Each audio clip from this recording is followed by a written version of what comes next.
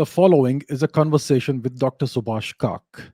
Dr. Kak is an Indian American computer scientist, theoretical physicist, historian, Indologist, Vedic scholar, linguist, philosopher, and poet. Dr. Kak's scientific research has spanned the fields of information theory, cryptography, neural networks, quantum information, and theoretical physics. He is one of the pioneers of quantum learning. He coined the term quantum neural computing, which is a theory of consciousness that is partly classical and partly quantum. He has authored and co authored at least 20 books on a variety of topics. In 2019, Dr. Kak was awarded the Padma Shri, which is India's fourth highest civilian award, for his immense contributions in multiple areas of expertise. The following conversation was recorded on February 7, 2022. Dr. Subhash Kak, welcome back to the channel and thank you so much for agreeing to do this podcast. It's great to have you back. Thank you, Abhijit. Really delighted to be discussing a very interesting scientific problem of our times. Indeed. So, this channel that I'm running, which has evolved over time. So the interesting thing about this channel is that the audience has an interesting demographic. Over 50% of my audience, my viewers, are below the age of 25. And when I do these live interactions with them, it's all teenagers, 12-year-olds and 15-year-old students who come in and ask me questions. And I'm getting a lot of questions about computer science, AI, quantum computing, consciousness, and all that. And I've been answering the questions, but I thought, why not bring in one of the experts, one of the pioneers in this field? And I myself am fascinated by this field, so I will also be able to gain some really new knowledge from you. So that's the reason why I called you. And once again, thank you for doing that. Wonderful, really, yeah. Right. So so every student who takes up science initially has a number of options. If you're good at math, you can take up physics or engineering or computer science, pure mathematics, even economics if you want. So you, sir, must have also have had these choices, and you must also have considered several options. So why did you choose computer science? What was the initial journey like that culminated in you deciding to become a computer scientist? Well, my journey had a lot of zigzags. I really wanted to be a writer, but my mother said, "No way. How are you going to support yourself?" And so she packed me off to an engineering college. And then after my brother was doing his PhD, he had also done his engineering. So I said, "Well, I should do what he's doing." So I went off to do my PhD at IIT Delhi, and the professor worked on information theory. So I started working on information. And then the university or IIT asked me to stay on as a faculty. And information, the question that came to me is that, well, you have quantum mechanics, which is the underlying theory of matter and reality. So how does information come in there? So I was reading a lot of stuff, and I also went to Imperial College for a year and met with some of the leading people working in physics at that time. Although my base department was electrical engineering at IIT Delhi, and so I think I was the very first person to look at the question of uncertainty and information, because you have the fundamental uncertainty principle. So I said, is it possible that information is conserved and you have uncertainty because you are getting some additional information in the quantum description? And these are attributes which are associated only with quantum systems or quantum objects, which are not associated with classical objects. So I wrote a couple of papers in the mid 70s, which I believe were the very first ones by anybody asking this question of, is information conserved? And since we go into the micro states of quantum mechanics, and you have uncertainty, so that is balanced off by additional information. So this is something that remained in the back of my mind, and I kept on doing it from time to time. And then in the 1980s, in 1982, Richard Feynman wrote a paper in International Journal of Theoretical Physics where he suggested that one way to study physical systems would be to emulate them on a quantum computer. And then the subject took off, and I returned back to it. I was working on cryptography then. I was in the U.S. I changed, moved to a university in the U.S., and I was working on cryptography, security, and the mathematics associated with that. And I was also working at that time on through cryptography and AI. I was also working on Indian sciences, Panini's grammar, and the whole thing about how much of sciences did Indians know. And the standard history books had material which didn't make any sense, no sense at all. For example, it said India didn't even have writing, and writing came only about 250 BC. But here you had this grammar which is so elaborate and complex that it's all tied together, 4,000 rules. So, how did this guy, Panini, put it all together? Was he making some symbols, or, well, symbols means writing? How was he doing it? Was it all in memory? Memory doesn't work that deep. So all of these questions took me there. So many things converged. In the 90s, then I was doing AI, I was doing Vedic sciences or archaeoastronomy, and then I returned back to quantum information. And I wrote many papers once again, because now by that time the subject had really become quite hot. And I also came up with a new protocol for cryptography, and which is a true quantum communication protocol, not just a way of exchanging certain information classically, well, through qubits. And a qubit is a quantum state, which is a superposition of 0 and 1. One can look at it that way, not just a 0 or a 1. So all this came together, and so it's not that I was looking for CS, doing CS by itself. I've been driven more by uh, theory or theoretical questions related to what is information. And then as a practical person, because you have your mother saying, hey, how are you going to make money? Or then your wife tells you, hey, if you're just doing theory, might you lose your job? Are you afraid of that? So I was also from time to time doing the other stuff, the mathematical stuff that was required or expected of me, um, by way of coming up with new protocols and this and that. Right, it's quite a journey. So let's talk about computer science. So today we live in a world that's suffused with computers. Computers are everywhere. They're Right. central to our lives. So, which is why computer science is one of the most important fields of research and development today. So, could you explain concisely what is computer science and what do computer scientists do? Well, there are two kinds of computer scientists: those who work on algorithms, namely rules which make it possible to do computation in a systematic way. And there are those who look at implementation, hardware. How do you map your algorithm into a machine where all this will be done very rapidly? So you have people from electronics who contribute to that. Now, uh, basically, what is done in implementation, there is another very interesting aspect, which is a tie up with this larger question of what I had been doing earlier, namely Indian studies or Indian sciences, which is that uh, hardware for implementation. You have the algorithm, so then you map it into gates, logic gates, which take the computation forward. And I must also say that according to computer scientists and according to people who work in this general area, Panini's Sanskrit grammar itself is like a computer program. So a computer program is one which will then let you get different solutions for different problems. Prior to this, of course, you have algorithms like long division. You want to divide one number by another, and there is a certain procedure.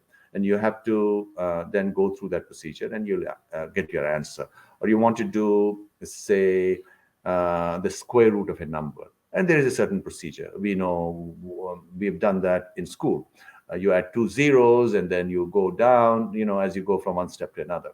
So the task in computer science is to write your procedure in such a way, so that when it's mapped into the flow of information, with different logic gates put together, then then you don't have to um, change the hardware.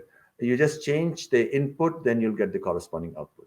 And that makes for all the difference, because now, once you have the hardware in place, which is the computer in place, you can do all kinds of problems. You then don't have to know what the procedure is. While in the olden times of uh, pre-computers, you had to go through the procedure or the implementation on a page of paper each time. So you had to know what the procedure was. Everybody had to know. If you were doing mathematics, you had to know how the algorithm worked. Now you don't have to know it. You just plug in your input and you get your output. Now, the interesting thing here is that, and this is a tie up with Indian sciences, that in the 1970s, well, 60s, people who do work on mathematical logic, or multi-valued logic, they discovered that three-valued logic is superior to binary logic. So in the 1970s, there were some efforts in Russia and in the US as well to create hardware logic gates which were three valued, not two valued. Two valued is binary logic, right? Now everything is binary. And that would have been more efficient than binary computers. But then, after some point, that was abandoned because the underlying hardware technology was already established for binary computations. But now it has had very tremendous implications, because somehow physicists have assumed, even physicists like Wheeler, who was the professor for Richard Feynman at Princeton University, they have implicitly assumed that binary is optimal. So people talk about Wheeler's famous statement, it from bit, it meaning physical universe from bit, that binary information is fundamental, right? But that's not true. There is a mathematical theorem. It says that three is superior to two, and the interesting thing here is that Indian sciences have somehow implicitly assumed that three is superior. That's why the Vedas themselves are called Vidya, triple knowledge. You have the Gayatri Mantra, you speak of three states, the subject, the intervening space, and the object. That is in grammar. But in physical reality, you have the earth, the atmosphere, and the sun, right? And I've done a lot of work. A lot of my research in astronomy and my discovery of the astronomical code of the Rig Veda was a takeoff on all of this. And more recently, and this might interest some of your viewers, I discovered, and I published mathematical papers on this, that three is, of course, when you look at integers, three-valued logic is superior. It is optimal. It's better than two-valued logic. And Indian medicine, Ayurveda, is based on three states, while allopathy is based on two states, and it leaves out the mind, which is why you have the huge medical crisis right now. You have the placebo effect. 30 to 40% of the people get well just by themselves, if they were to imagine or do exercises or do this or take sugar pills, right? Because allopathy has no place for the mind, while Ayurveda does. But Indians don't know it, or Indian Ayurvedic practitioners also don't know this fact that three is superior to two. Now, more recently, in the last 2 years, I've done a whole series of papers arguing that, well, and it's a mathematical theorem, that three is not optimal if you allow all real numbers. What is optimal is E. So space itself should be e-dimensional. Reality is e-dimensional. And doing this, you can even show that gravitation is a consequence of e-dimensionality. And in fact, one of my more recent papers, which is going to come out, is that the genetic code itself is e-dimensional. So there are a lot of interesting stuff which have very interesting links with the way the rishis thought. Because when you go to Vaisheshik Sutra, for example, Kanada, the great rishi, does speak of um, two aspects of reality. One is the physical reality, which is governed totally by laws, rhythm, rhythm meaning laws, right? So Indians assumed, or the Vedic system assumes, that there are laws. And these laws are based on dravya, substance, guna, the properties of these substances, and karman, which is the motion of these things. So motion and characteristics and substances should be all to determine properties of more and more complex systems. This is a very modern statement. But it also states that when the observer interacts with the physical system, then the nature of that interaction decides what you're going to see, which is totally consistent with quantum mechanics. And it speaks of samanya, which is universal. There are certain things that you will get out of that interaction, which will be universal, and Vishesha, which is particular. In fact, that's why the whole theory is called Vaisheshika, because we get special or unique insights depending upon which individual is interacting with the universe or in what manner. And the third is Samavaya, which is where the interface of our consciousness or our measuring apparatus takes place with the physical system. So this is very beautiful, and so we have all these interesting linkages, which, in my view, for a variety of reasons, are going to inform in the coming years in a better way what reality is. Right. So today's computer architecture, hardware, etc., it's all based on two-valued logic, right? Right. That's how it is today. So how do we make the shift to three-valued logic? Is there any such movement in progress or any such initiative? Well, as I told you, 70s people worked on it. There were certain Mhm. projects, but the advantage to go from two to three is only about 4 or 5%, and it's probably not worth it because you have integrated circuits, the whole, foundries, the huge investments on the whole history of the evolution of ICs. So I don't think that's going to happen. So I don't think it's important from the perspective of hardware now, but I think it is important from the perspective of, let's say, application of computers. One of the big things that is happening in application of computers is big data. You have huge amounts of data right now because of the internet. You have medical data, or you have geographical data, and let's just talk about the medical data.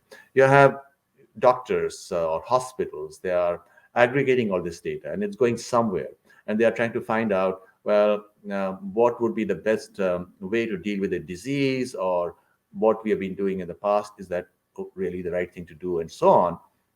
Let's look at the pandemic, right? Our COVID-19, and there's so much of confusion, right, about what should be done. Why is it that in Africa and Asia the mortality rate is 1/20th or 1/10th or even less than that of the US, where US has, they invested huge amount of money, about 20% of the GDP is devoted to health. So what is really happening? Maybe what is happening is that all this analysis is straight jacketed into binaries. So they're missing out on something. And Mhm. if they were to go beyond binary and use three valued logic, then maybe something else will come out, and that will help them go beyond. And this may also be looked at from another perspective, which ties up with the topic of our your podcast today, which is quantum reality. See, reality ultimately is quantum mechanical. So we are also quantum mechanical in some sense, not physically because of all the aggregation. You can look at it as a classical machine at many levels, which is why neuroscientists or people who do anatomy, they look at human body as a machine. But underlying that is a quantum mechanical reality. Now, this quantum mechanical reality is at two different levels. One is, you look at cells and further deep this structure of matter itself, which is quantum mechanical. So maybe in some sense, that has and that has implications. In fact, my friend Stuart Hameroff has written a lot of stuff together with Roger Penrose on the microtubules itself viewed in a quantum mechanical sense. Even though I think that theory doesn't really hold together, but people are looking at it from that perspective. The other perspective is more subtle, and almost no one has worked on it, and that is that mind is not physical. Certainly, consciousness is not physical. And the Vedic rishis knew it. You look at Mundaka Upanishads, they say you have Apara Vidya and Para Vidya. Apara Vidya is physical or conceptual, because what is conceptual is abstractions from the physical. But Para is not physical. Chetana or consciousness is not physical. Okay. So now, of course, mind has a mechanical aspect, and in the Indian tradition, it's called antahakaran, the inner instrument. But it's operating on a reality which is not classical. uh, Beyond classical is quantum mechanical. And maybe that's what medicine is missing out. That is what big data is missing out. Maybe what they need to do, and this is a different way of using quantum computation, what they need to do is to look at this big data and see whether viewing it from a quantum mechanical perspective will provide insights which are elusive otherwise. And I personally think that there may be something out there. So, so in what way do you regard consciousness? So, when we talk about consciousness, do we have a definition of consciousness from a physics perspective, information theory perspective, biochemistry perspective, or is consciousness something? If we look at it from the perspective of just pure science, which is all about the physical universe, observable objects, and measurable quantities, is consciousness even a thing from that perspective, or is it something we have to look beyond science? Well, scientists from many different fields, whether you look at it from a perspective of computer science, well, the brain is a machine, and the brain has consciousness, whatever its actual scientific definition might be, while a computer doesn't have consciousness, right? There is that division. Intuitively, we know what is conscious and what's not conscious, although that can be problematic. We could have a robot which is made like a human being, and there are some people who are doing it, some companies, because people are so lonely in the West, so they want these toys who look like humans. Like, you don't have a girlfriend, so you get a toy girlfriend or whatever. If they are very sophisticated, then they might actually fool you, or at least that's what Alan Turing suggested, that if you were to question a computer in all different ways, and you're not able to tell whether that there is a human being behind that computer, and it's able to respond to all the subtleties of your questions, then you can then assume that the computer is in some sense conscious, right? But I don't think any computer will actually pass that test. Although, opinion is divided very greatly. In fact, I was part 4 or 5 years ago of a big project in the US, organized by DARPA and run through SRI, Stanford Research Institute. They spent a lot of money on it. And what they did was, I think, 11 or 12 week-long conferences uh, to which they invited some selected people, some leading physicists and computer scientists, a few philosophers, and there were a lot of program managers from Washington, and computer scientists as well. And the question that was given to them was, will computers of the future, at some point in the future, become conscious? Not necessarily 5 years or 10 years or 20 years or 50 years, maybe 1,000 years. And at one of those meetings, I was one of the people who was invited. There were about 30 odd people. One of the meetings, and in fact, this particular meeting took place in Cambridge, UK, a week long. We used to assemble in the morning. People would make different presentations in their particular areas, and there would be questions and discussions and so on.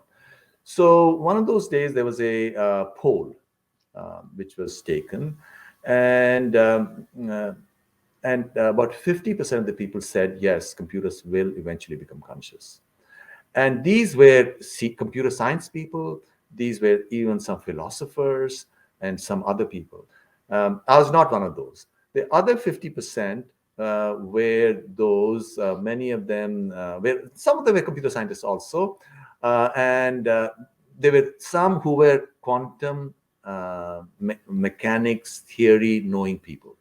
So these people felt that computers will never become conscious.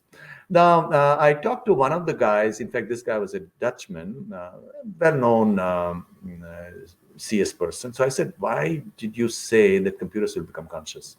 The other, after the meeting was over, he says, "Look, I personally believe in the Buddhist framework to reality. And if there is shunyata, if there's nothingness, and out of nothingness, minds have evolved, then clearly, if we were to extend that logic, out of nothingness of mathematics, right? Mathematics is only logic. So out of that, computers should evolve." Now, the rest of them, or somebody were to ask me, I would say, well, this is not this doesn't hang together. And these discussions have also taken place in India for a long time. You had the Buddhists, the Vijnanvadis, who believe that minds are transient. And on the other hand, you had Vedantins. And there's some wonderful debates that took place, for example, in Kashmir in the 8th and 9th and 10th century. You had people like Utpal Dev and Abhinav Gupta. And what they said was, the contents of mind are transient.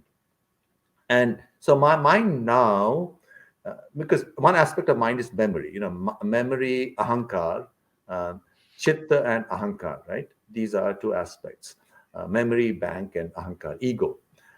So we have memories, but and these memories are changing. They're not as if they are out there in a fixed way, because each time we ruminate or we go back to our memories change. All right. So if we have changed, physically we have changed, our brains have changed, then what is it which holds me now to be the same person as was, say, 20 years ago?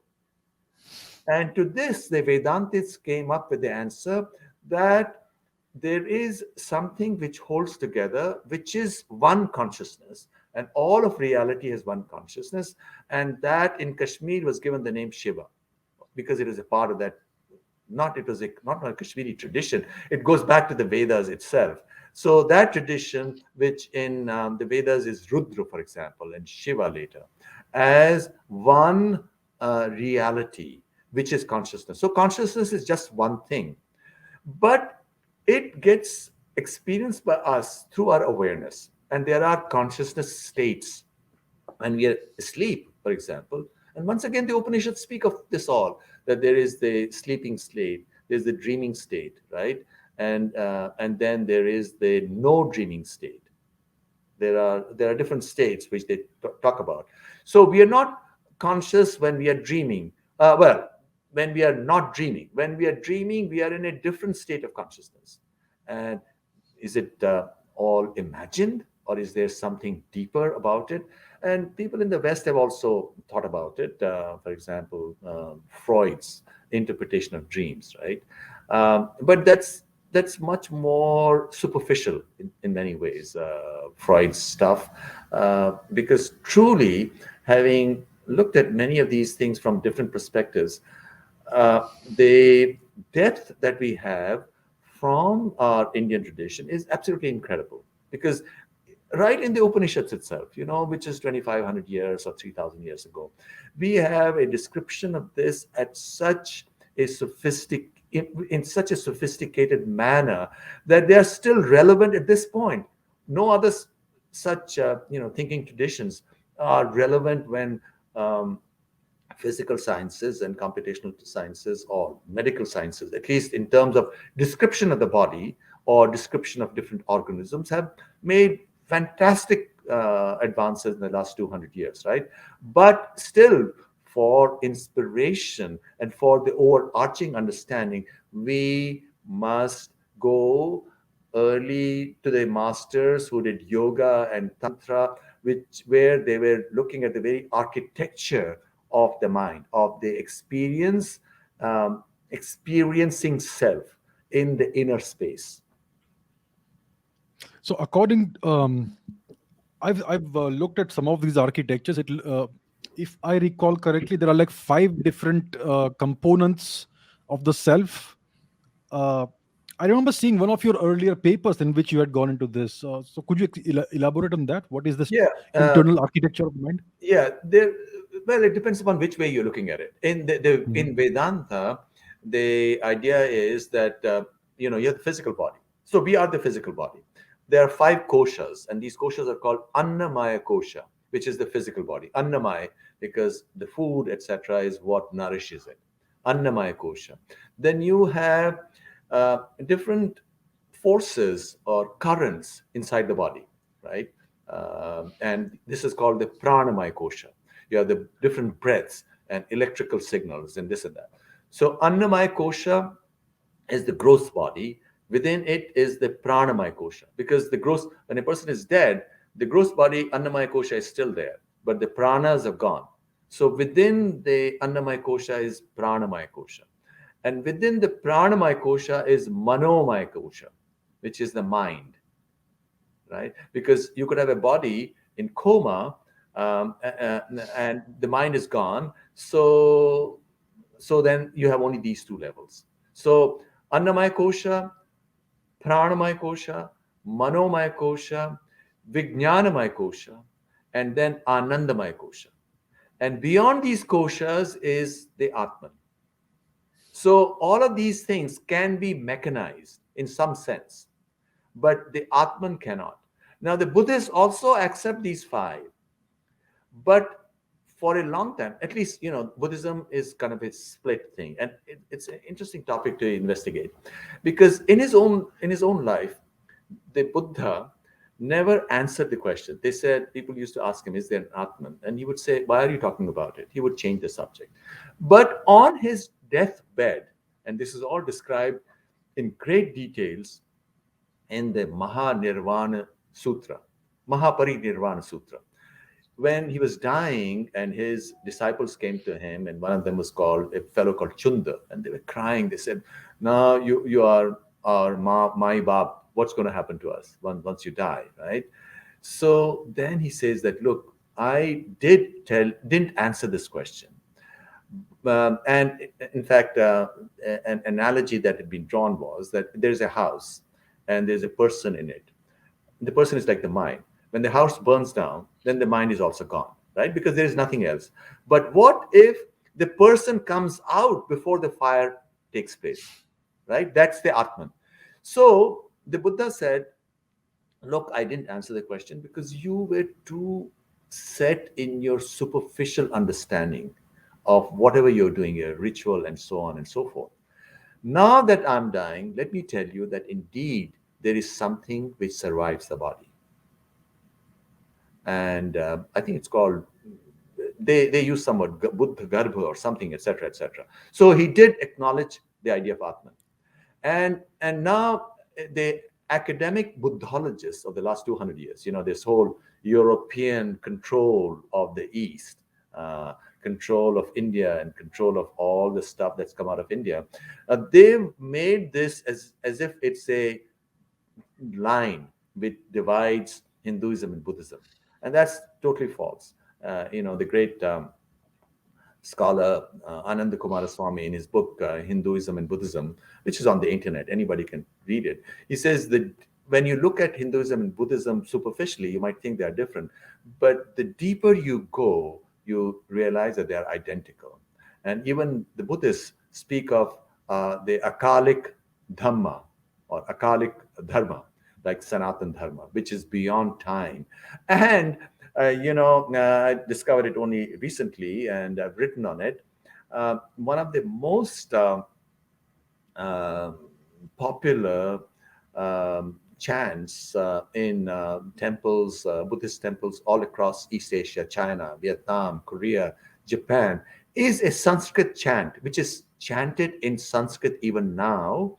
And it's called Nilakantha Dharani, in which Avalokiteshvara, which is the Bodhisattva, the imagined perfect Bodhisattva, uh, uh, who Avalokiteshvara is a representation of Avaloka, Ava meaning downward, like avatar, downward. Loka means to look. Look and loka are the same word. And the way you are looking creates a new reality, different lokas, right? Avalokiteshvara, the one who is looking down in compassion. So in this Nilakantha Dharani, Avalokiteshvara is worshipping Nilakantha, namely Shiva. He says, "You who swallowed halahal poison to save the universe, you are the exemplar of, of compassion," right? So the Buddhists themselves worship Shiva, Nilakantha, as well as in this particular Nilakantha Dharani, you'll discover that they also worship Narasimha, Vishnu in the form of Narasimha.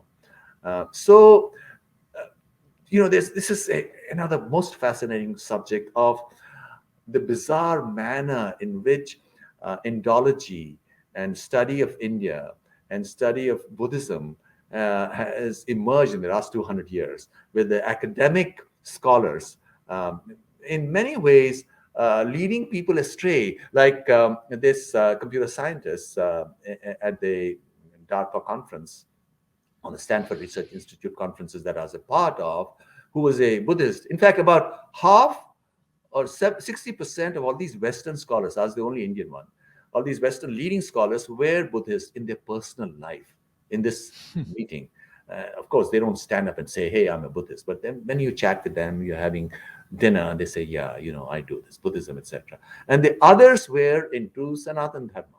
Maybe there were one or two who didn't have any other views. So as far as at the deepest level, you have either Vedanta or you have Buddhism. Buddhism, if you want to keep, you don't want to jump too far, and it's very complicated. Vedanta is so subtle. It's like quantum mechanics, because we're actually discussing quantum mechanics. And as we know, the creator of quantum mechanics itself, Schrodinger, he was a Vedantin. And Vedanta is very subtle because it brings in both consciousness and materiality at the same time as two aspects of reality. Buddhism, or let's call it fundamental Buddhism, which denies Atman, right? Because that's really not true. As I mentioned, you read Mahaparinirvana Sutra, and Buddha eventually did accept the Atman. But they, they let's say, militant Buddhists who want to believe that there's no Atman, for that is less of a leap for the Westerner. Vedanta is a greater leap. Of course, that leap has been made by the creators of quantum mechanics and by some of the deepest thinkers in the West have made that leap. Uh, but contrary-wise, India is under the grips of classical theorists. Marxism, materialism is based on classical expression of reality, that we are nothing but material bodies, and then there is hierarchy, and we must smash that hierarchy, right? Basically, that's what Marxism is. It's very naive, and it doesn't really go to the very heart of reality. So many things come together. So it's quite curious that Buddhist scholars, even from Eastern Asia, from Thailand, etc., they tend to disregard the last discourse of the Buddha, the Mahaparinirvana Sutra, in which it's quite clearly laid out that he was certainly, he did accept the existence of the Atma. So I'm wondering, why is it so? I can understand the Western Indologists and Buddhologists who would do that. But why do even the Eastern ones do that? Isn't that curious, strange? Why does that happen? Well, I think it has many different reasons. First of all, India, India's intellectual life has been smashed. Hmm. Uh, who Even Ananda Kumaraswamy, who was half English, as you know, he was Sri Lankan. His mother was English. He's wonderful. He's got great insight. Or Aurobindo. Ananda Kumaraswamy says it's not just the Western Indologists, but also the Indian followers, because we've been separated from the deeper understanding. We have held on to a superficial understanding of what India is, or what Buddha is, or Buddhism is. And this, the West has had such a dominating influence over all of Asia, that when Asia tried to mold itself in the shape of what Europe was asking it to become, this is Western scholars, not all of them, because there's some of them who are fantastic, who did get it. Even now, there are some who get it. But in academia, and many of them are not in academia. Academia is all about control, as we are discovering now in the West, in America. You have this bizarre situation with wokeism and people saying even mathematics is racist. This, and people who studied, done degrees in logic, are saying these things. So it's very easy, counter counterintuitively. It's very easy for educated people to become totally disoriented from reality. And because logic itself doesn't take you to deepest meaning. It's not, because logic is operate at the level of the manomaya kosha, right? Manomaya kosha is where you're using logic, right? And what does it give you? It gives you some science, which is the vijnanamaya kosha, right? And then it gives you pleasure because you get promotion, ananda. Then you're drinking whiskey, if that's what you like to do. That gives you at least not the deepest ananda, ananda, but at least some kind of ananda. But that doesn't give you understanding. For understanding, you have to be connected to the Atman. And there is this fantastic, beautiful theory of aesthetics, which was created by Ananda Vardhan and Abhinav Gupta, called the Dhvani theory. You know, you have to go to the Dhvani behind the resonance, not Dhvani in terms of sound, the resonance behind whatever you're seeing, whatever you're observing, the dance or the painting or the piece of art or science itself. Because science can be totally mechanical. There were people who were doing led just by mathematics. They did string theory for 20 or 30 years. The smartest people in the West did string theory for 30 years. Then they realized that it has 10 to the power 500 solutions, that it doesn't give you any predictive power. And a lot of logic, a lot of stuff that people do is barren, because it doesn't have the breath of the eternal, as somebody has used. There's a translation of the Upanishads by Manchester and Swami Prabhavanand, and they called it the breath of the eternal. And that's the Atman. So without the Atman, it's nothing. Then it's only cleverness. And cleverness can be fine when you look at it first time. Then it loses all power. So these mechanical dolls are fine the first time you see them, and then you won't even observe them. Right. So you said that there is just one consciousness, and it kind of manifests itself in all of us individually. So is that the same as what do they call it? Panpsychism. Panpsychism kind of says that every particle, every object has a certain degree of consciousness, and then there is cosmopsychism, which says that the entire universe is a conscious entity. So is this in synchronicity, in tune with the Vedantic view, or is it a more superficial way of looking at things? Panpsychism is superficial. What they're trying to do, and a lot of Western scholars, they're terrified of going all the way to Vedanta. People like Schrodinger did, or even Heisenberg later on, they did recognize that, yeah, this is it.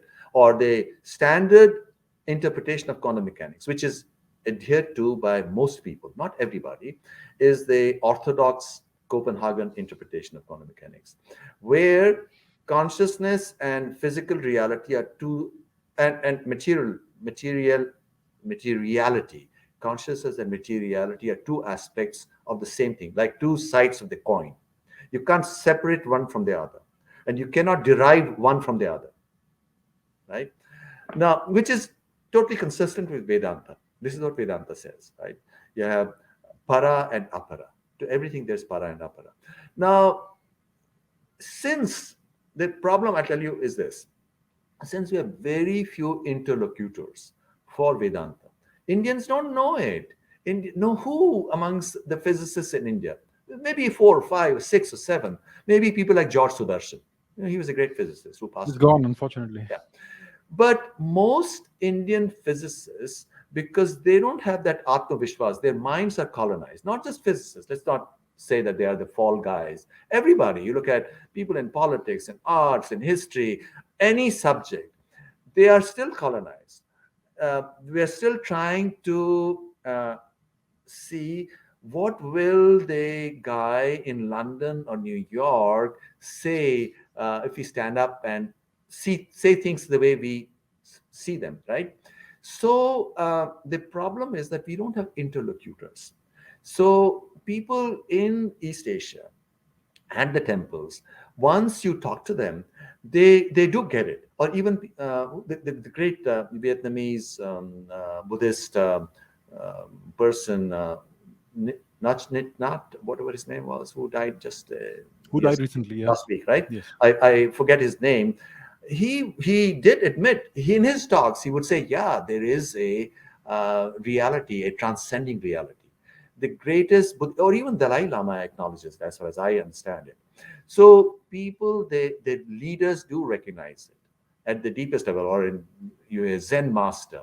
But at the superficial level, when it's the matter of control, uh, it's because um, there it's a question of, well, we control this, and the guys who speak for Vedanta, for Sanatan Dharma, have no agency left, are accepting a few mathas in the south, right?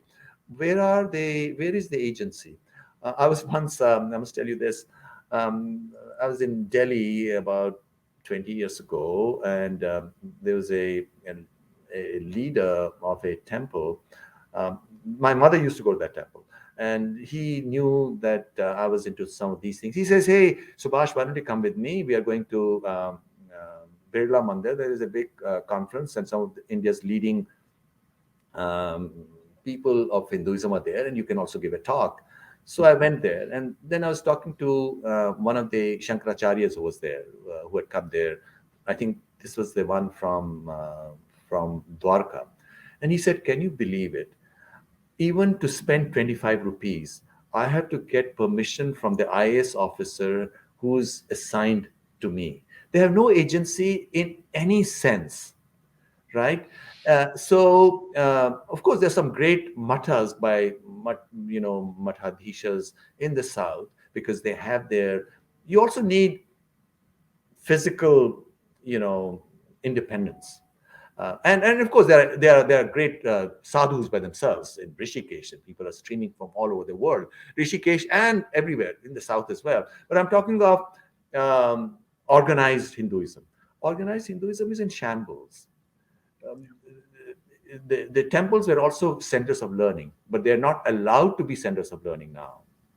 All that they're allowed to be now at these great government controlled temples in India is that you can go provide some comfort. People, and people do also need that. So you are in a pilgrimage, you want to go to Tirupati or this temple or that temple, you go and you pay. I believe the fee has been hiked to 11,000 rupees or something like that by the new Andhra government. So you pay your money, and you're in a huge queue, and you're pushed, and you see the image for 2 seconds or 5 seconds, you're pushed out. But that's not what Hinduism is. I mean, that I'm not decrying that. People do need comfort as well. But Hinduism is Sanatan Dharma is reality, is an understanding of reality, and it's an understanding of reality which is very subtle, at least as far as I think. My own take on it is, and this take is, supported by people who created quantum mechanics, for example. You read Schrodinger. He says yes. He says the idea of superposition, which is one of the two fundamental ideas of quantum mechanics, came to him from the Upanishadic Mahavakya, I am Atma Brahma, that this Atman is the entire cosmos. So this Atman, which is as small as the smallest that can be, as in Ishavasya Upanishad, is a superposition of all possibilities, right? And then the mind, which is the manas is classical. The manas is just an image that is dropped, so to speak, or projected by the Atman on the neural hardware of the brain. So it is an image. So that is classical, right? And we haven't, sometimes one says, what have we done after 1947? Before 1947, we had great scientists or world leaders, the Boses, certainly Vivekananda and many others, Saha and many others, Ramanujan. After that, we completely shut out all this tradition of our own scientific knowledge in the name that, by saying that, we just created a bucket and we said, we've got to get rid of superstitions, right? And we didn't make, okay, there were certain superstitions. We should get rid of it, right? We should only hold on to what is beautiful, what is bright and shiny and so on. But we threw everything out. And all that we then connected to was the curricula, which is taught in the West, which is fine. And the West is doing a great job. They are looking at reality from their Eurocentric view or Euro-American centric view. And they're also trying to learn. I travel to universities, colleges, or even churches, and they want to know what this is. But in India, there's complete silence. Now that silence is being lifted, this darkness is being lifted only now by people like you and others, through social media and all that, but not the mainstream. And therefore, to go back to your question, we don't have interlocutors within the hierarchy, accepting those who are self-taught, like yoga teachers. You go to any European country, and these are people who come from villages or so on, and they don't necessarily know English. You don't even have to know English. You have to have, you have to know, have conviction and sincerity, and people see through whatever language you might use and determine whether you have that. And so you have these people who are changing the West, and people want to go and be connected to yoga, and they are trying to do it for themselves. They're going back to their own ancient traditions of knowledge. For example, in Lithuania, they call it Romua. That the religion, and these are all Sanskritic. They have Sanskritic connections, as you know. So in other words, in East Asia, if we had better interlocutors and we spoke to them that here, we are not saying that that this is all dharmic knowledge or dharma in the sense not necessarily of a specific social organization. And there can be different social organizations. This is knowledge of reality at the deepest level, and this is what it is. And we have discussions, and then they would connect to a lot of them. In fact, one of the translators of Mahaparinirvan Sutra in England, he sent me an email. He says, do you know that many Buddhist academics don't want to know about this? They just don't want to talk about it because there is a question of control. That their whole system, empire collapses. If they highlight Mahaparinirvan Sutra, then people would say, well, but then doesn't it really mean, as Ananda Kumaraswamy said, that there is no difference at the deepest level between Buddhism and Sanatana Dharma, or Buddhism is a part of Sanatana Dharma? This is what people are scared of. It's a part. It's like Avesta, that a Western language is like late Vedic language, and therefore Iranian language can be viewed, and the later Iranian languages can be viewed as Prakrits, right? And then that will the whole Indo-European apple cart would collapse, because that would mean that the way they have structured it is really not true. And one of the problems I see is that when we communicate with our brethren in Eastern Asia, we use the English language. The English language is the foundation for everything, even for our own learning. For instance, if an Indian kid wants to learn anything about his or her own culture and traditions, they do it in English. And English is a very it's a very superficial and crude language compared to something like Sanskrit, which is so nuanced. So is that, in your opinion, one of the problems we are facing? We are deracinated because we have lost touch with our civilizational language. Well, certainly. Oh, absolutely. That's uh, because we are now only using English. But on the other hand, I must also say that all of us in India are still connected to or tethered to Sanskrit, because all our languages, whether it's Gujarati or Marathi or Kashmiri or Tamil or Telugu, just you go back one step, all the words are still there. Malayalam has 97% Sanskrit vocabulary, even more than what Hindi has. So, if that is the case, what we need to do is not run away from English. English is fine. It's also a language of communication across the world, but also be more vitally connected to our own languages. And then I think basically what we need to do is, first of all, be informed. If our own interlocutors see India through the Eurocentric prism, then they don't have much to tell the person in Vietnam, for example, right? Because then they would be emphasizing this thing that, well, their the standard view is Buddha came to cleanse the Sanatan Dharma of the horrible practices that had come in, like Yeah. meat, like animal sacrifice, etc., etc. Now you know that 99% of people in China or Japan eat meat, or in Korea. In fact, I was once for a week in Korea, and it was impossible. Even at breakfast, they had meat of all kinds. So only the Buddhist monks don't eat meat. So the whole question of meat, etc. And not only that, you go back to which Indians, because they don't know the Vedic texts anymore. When you go back to the Shatapatha Brahmana, for example, where it under description in prose of what the Vedic rites are, that's a great text for Agni Chayan, for example, on which I've done a lot of work. So there it's stated very clearly that you have an outer ritual, you have the Agni, but the even deeper is a inner ritual. Agni, the Vedas say, is the fire, but it's also speech. So ultimately, all this is an outer drama, outer theater for something which is supposed to be within. And the various animals,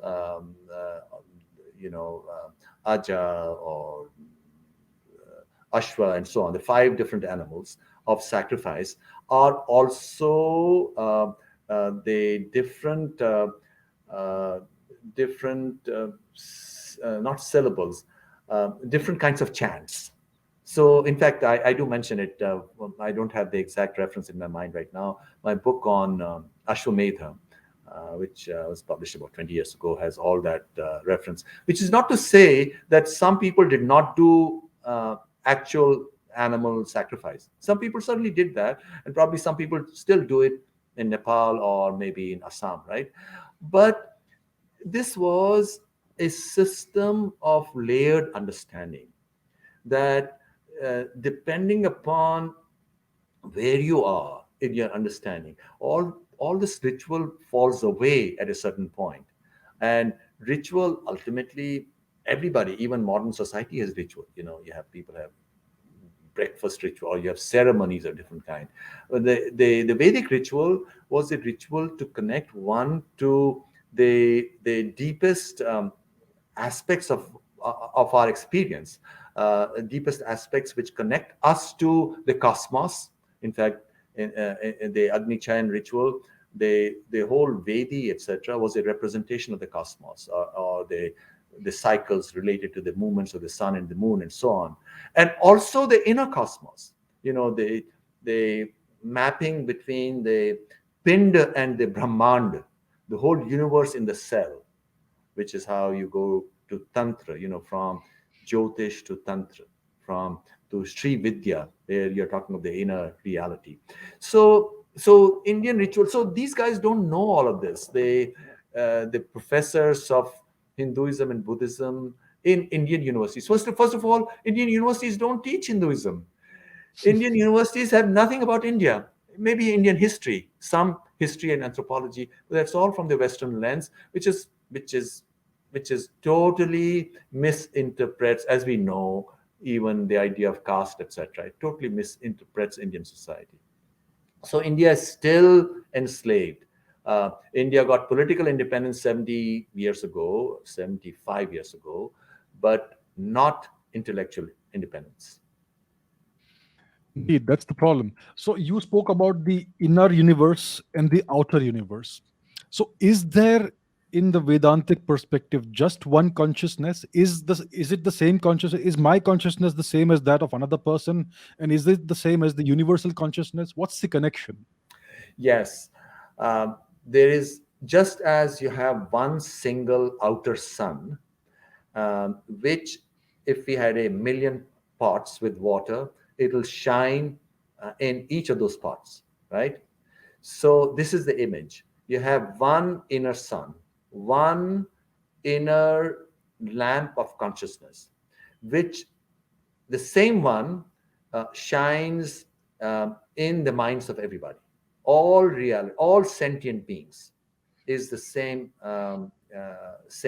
consciousness. So your consciousness and my consciousness, and also the consciousness of a evil person is the same. Then you would say, why, if it's the same, then why is this person doing evil? The person is doing evil because that consciousness is enveloped in darkness. You have, our mind creates different layers which hide this consciousness. uh, they they um, the training or the conditioning that we have um, through in childhood, when we learn, all learning also separates us, because learning is like creating the blinkers that a horse has. Then you can only see that much, you can't see much more. And there are certain traditions where questioning is actually discouraged. And if you are told that you are just this, since the pind is a is a is a superposition of all possibilities within us. Not only the devas are our senses, our cognitive centers. I wrote a book on it 20 odd years ago called The Gods Within.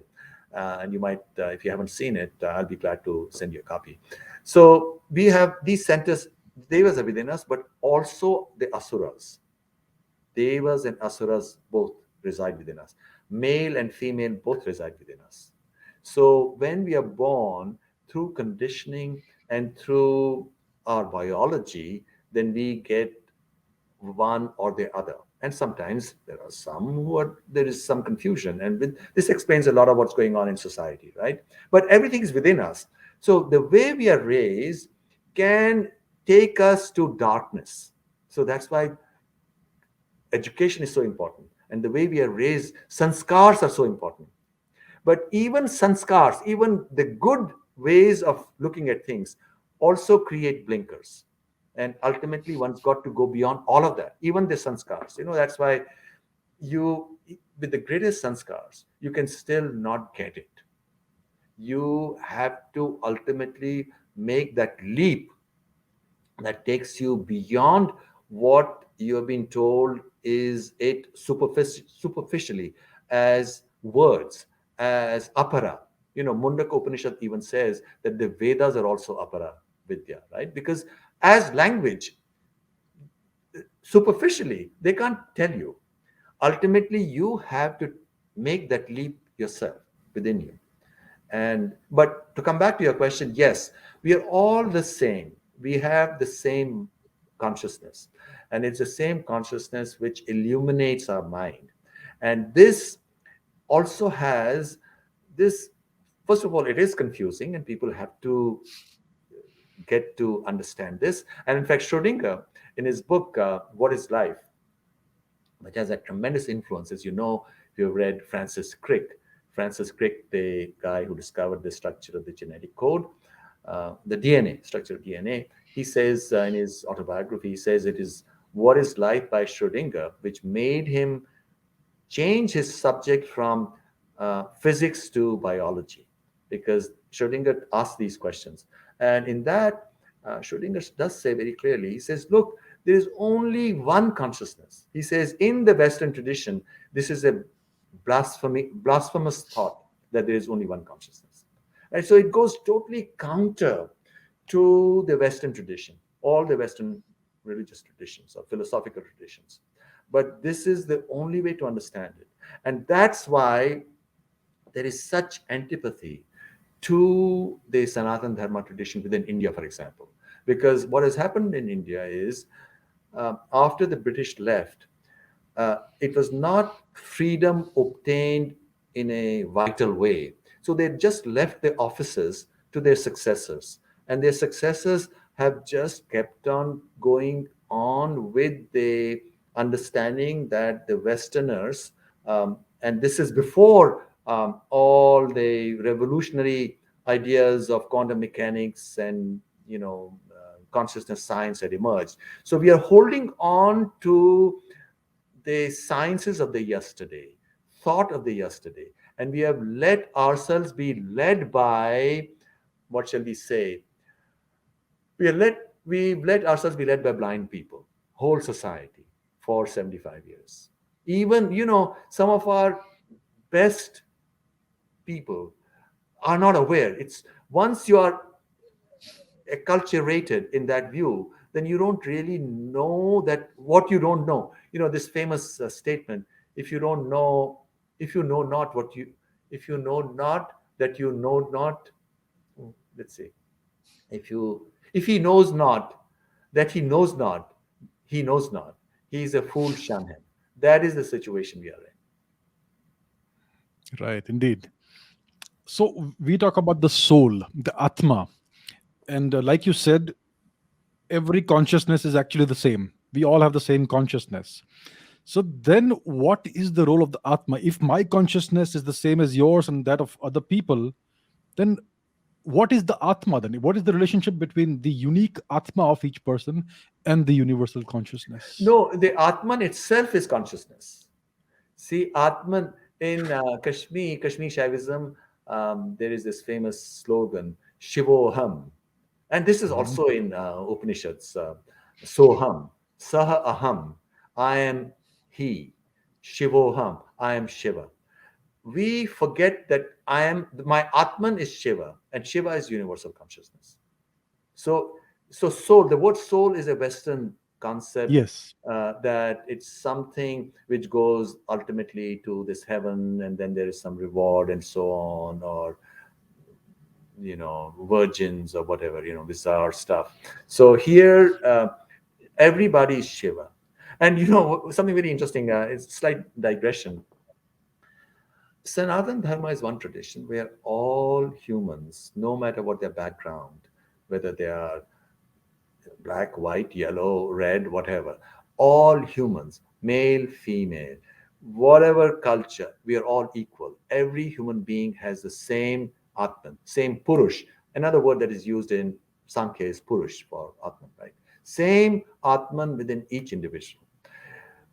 A culture which which celebrates this universality of all of humans and also sentient beings, it even says. And that's why this emphasis on an ecological approach to reality, that you must also embrace animals. Of course, it's not totally in a idealistic way. It also says that sometimes you may have to kill animals, or you are a soldier. Rama and Lakshman, they are in the forest, they're eating animals also. You are, so it's not a kind of a mechanical way of looking at it. Some, because it's called Matsya Nyaya. In a sea, the big fish must eat the smaller fish to survive. So, but no, ahimsa is parama dharma, to the extent that you must minimize violence, minimize killing. That's what ahimsa means, right? So, a culture, a society, a civilization which emphasizes universality of everybody, of all sentient beings, and emphasizes an ecological approach and embraces animals, not just the cow. So, what have they done? What have the racists done? They have put this slur, first of all, that Hinduism is all hierarchy, right? Which is all made up. Uh, just as other societies had certain, first of all, there was specialization. There were certain people who did this, did did this profession or that profession, and they were forced in Europe, for example. If you're a son of a carpenter, you had to be a carpenter.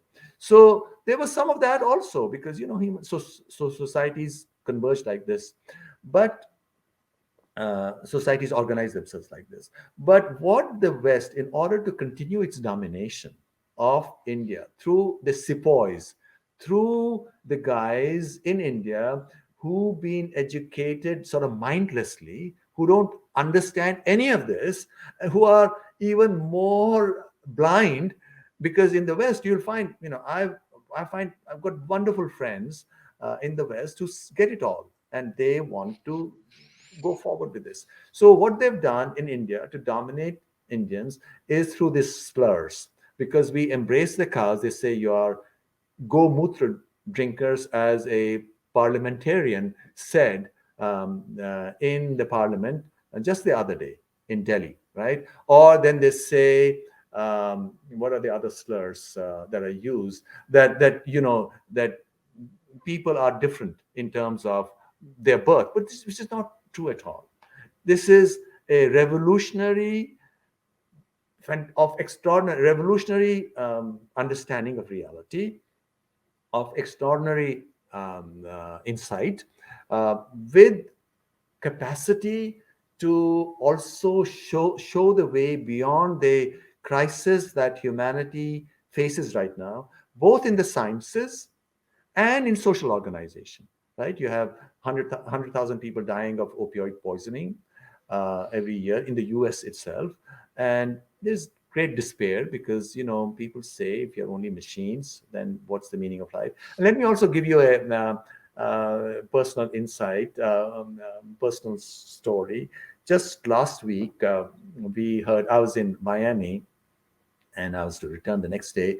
We had friends, American friends, who used to um, see whether our 28-year-old Australian cockatiel was doing well.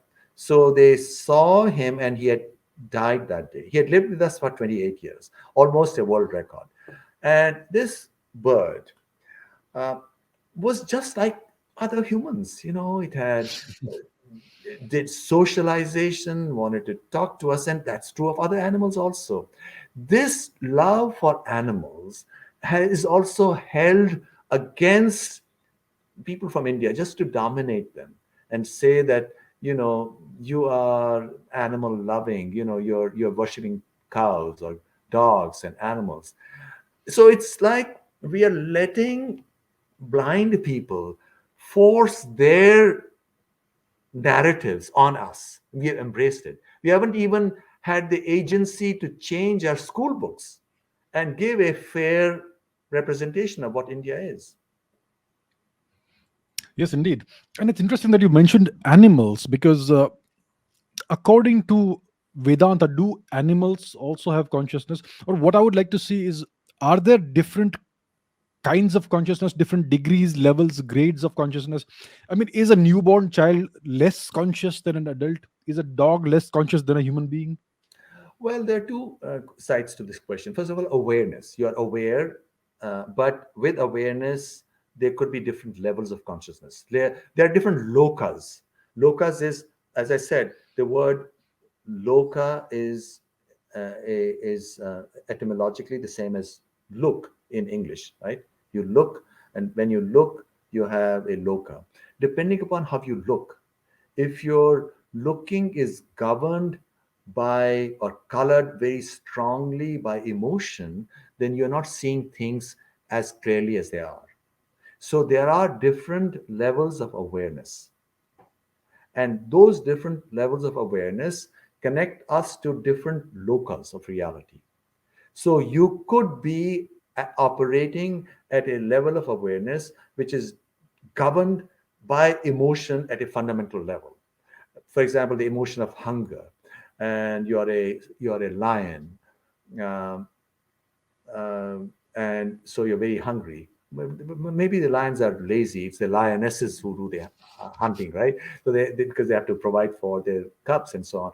So then you must do whatever needs to be done, right? So it's not a question of, you can't look at it as cruelty. So likewise, if your awareness is colored in such a way that you can't see clearly, then you can kill others like terrorists do. Now, these terrorists are also logical people, but they are governed by a certain, people might use the term ideology, or a certain emotion. And I'm told that some of these terrorists, um, some of them even rape women, right? When they rape women, before that they do their prayers, and after that they do their prayers. So it's a part of a certain ritual. So it's governed by a certain emotion and emotional understanding. And in the human mind, or in the mind of other animals as well, depending upon how they've been raised, if you've been raised through fear, you can, in fear, you lash out, because then you're more the animal side to it, which is governed by emotion. Then you do certain things, right? But if you are raised free, as people know in their own homes, a dog and a cat and a bird can all be huddled together. Same with society. So our consciousness, the lamp, the light is the same, but the way that light, this is called prakash in Kashmir Shaivism. Shiva is also called prakash, or light, and prakriti is called vimarsha. So this light falls on prakriti, and how that prakriti is organized, how the mind is organized, and there is an element of conditioning or socialization.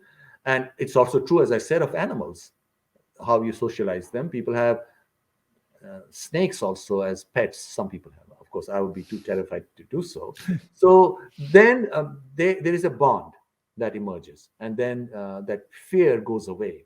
But yes, all human beings, even terrorists, have the same beautiful light. It's only that they have been separated, alienated from that light, and therefore they're doing asuric or rakshasi things. I think Indian sociology, Puranas, talk of this three tripartite division. Three-way is optimal, is, as I said, logically, mathematically.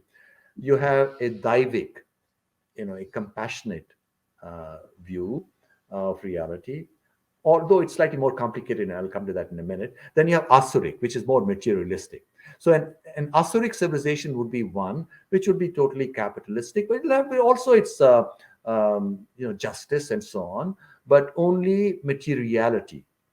We could say Lanka was maybe asuric, and certainly US is asuric, but that doesn't provide happiness to people, which is why they are killing themselves, right, through addictions of different kind. And then you have Rakshasi. We don't talk about it. Rakshasi is another way of civilization, or another kind of civilization. We only want to acquire. In an Asuric civilization, there are laws, and so you are protected. In the U.S., we were last week. My family, my wife and children and their families, we went to a resort in South Carolina for a week, and we never locked ourselves, because it was a Airbnb. We walked in, there was no lock, and so everything was open all the time, and people said everything is safe, because people are afraid of the law, or they respect the law. Not in all places in America anymore, sadly. There's so many homeless people. LA has 70,000 homeless people, and some of them are desperate. They can do various things, but by and large, there are lots of places. So you are then. I'm sorry, I lost the thread of my argument. What was the The thread of my? Rakshasic Yeah, school Rakshasi. way of, yeah, So yeah. the Rakshasi is where you want to acquire, and there are no laws. And there are certain societies, they just abduct women or kill people with impunity. It's happening even in India. That is all Rakshasi thing. And that cannot, should not be allowed. Now, any human being can become a Rakshas. That's the whole idea, because within us is also this desire to acquire. And that's where you need a balance. There's this famous line in, I think it's in, I don't know, the Chandogya or Brihad Aranyak Upanishad, where it's called Da Da Da, which T.S. Eliot used, what the thunder said. It's in his The Wasteland, for which he won the Nobel Prize. In fact, he took almost the entire thing from the Upanishad. And the whole thing is uh, the Devas and the Asuras and the Manavas go to um go to Prajapati, and they say, "What's the meaning of life? What is this reality all about?" And he says, "Da, da," and he says, "Why don't you reflect on it?" And so they go away, and then they think about it, and then the Devas come back, and or he tells them, they come back separately. Then he says, "Da" means uh, "damyat," which means to control. Dam means to control. He says, the devas, the senses can also lose control. Let's say the visual sense. We can lose control to the extent that we have the internet. We can be watching movies night and day. We must control the senses. The devas need control.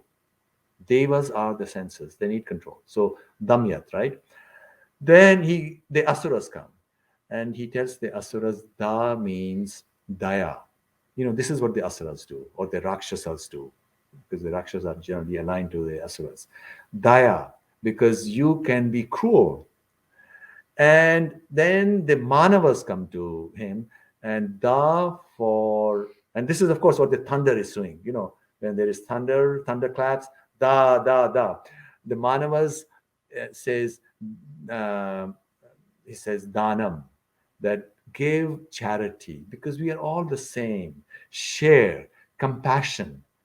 So that is what dan is. So these are different ways of relating to reality. The Daivic, the Asuric, and the Manavic. But there's also the Rakshasic, which is only about acquisition. Right. So today's society seems to be more and more Rakshasic in various parts of the world. That's what we are observing, isn't it? Well, yes, and I think these tendencies are always there. Even in India, you Mhm. had, you read the Puranas, or you read the Ramayana or the Mahabharata, and there were all these elements out there, and they were the Rakshasas also, and and they and the heroes, the Veer, had to fight, had to prove himself. You went into the Aranya, you went to the forest and killed the Rakshasas. Then you came back. You had to prove yourself. There has got to be that Samudra Manthan within each, because the Asuras and the Rakshasas and the Devas, but broadly, Asuras and the Devas are within each one of us. And you cannot just be, because if you're just being, you just leave a child alone. It's like leaving a mine, a mountain which has gold and silver in it, just like that, right? You must go and mine the gold and silver. So you must do that manthan within. And that's what culture and education and training of each individual must be. And so there's got to be that tapas, and this is also called tapas. There's that fire. That's where speech and Agni once again comes in. What is the idea of this sacred ritual, the fire ritual? It's just to tell you at one level that just like through speech, we are invoking this process of separating, one from the other, because that's what the speech has the power of. Speech gives us discrimination, and likewise fire uh, produces light, and light makes us see things for what they are. But uh, there's also effort required, which is what tap is, or tapas is, right? And that's why if consciousness is one and it has different forms, Shiva has five faces, as you know, and one of those faces is Rudra, which is where Rudra is from the root Rud, which means to cry, which makes you cry, because that's the heat part of it.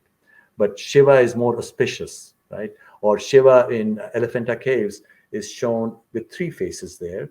The right is the Rudra face, which is sometimes shown as a animal, as a beast, and then the middle is what is called it's called Sadyojat.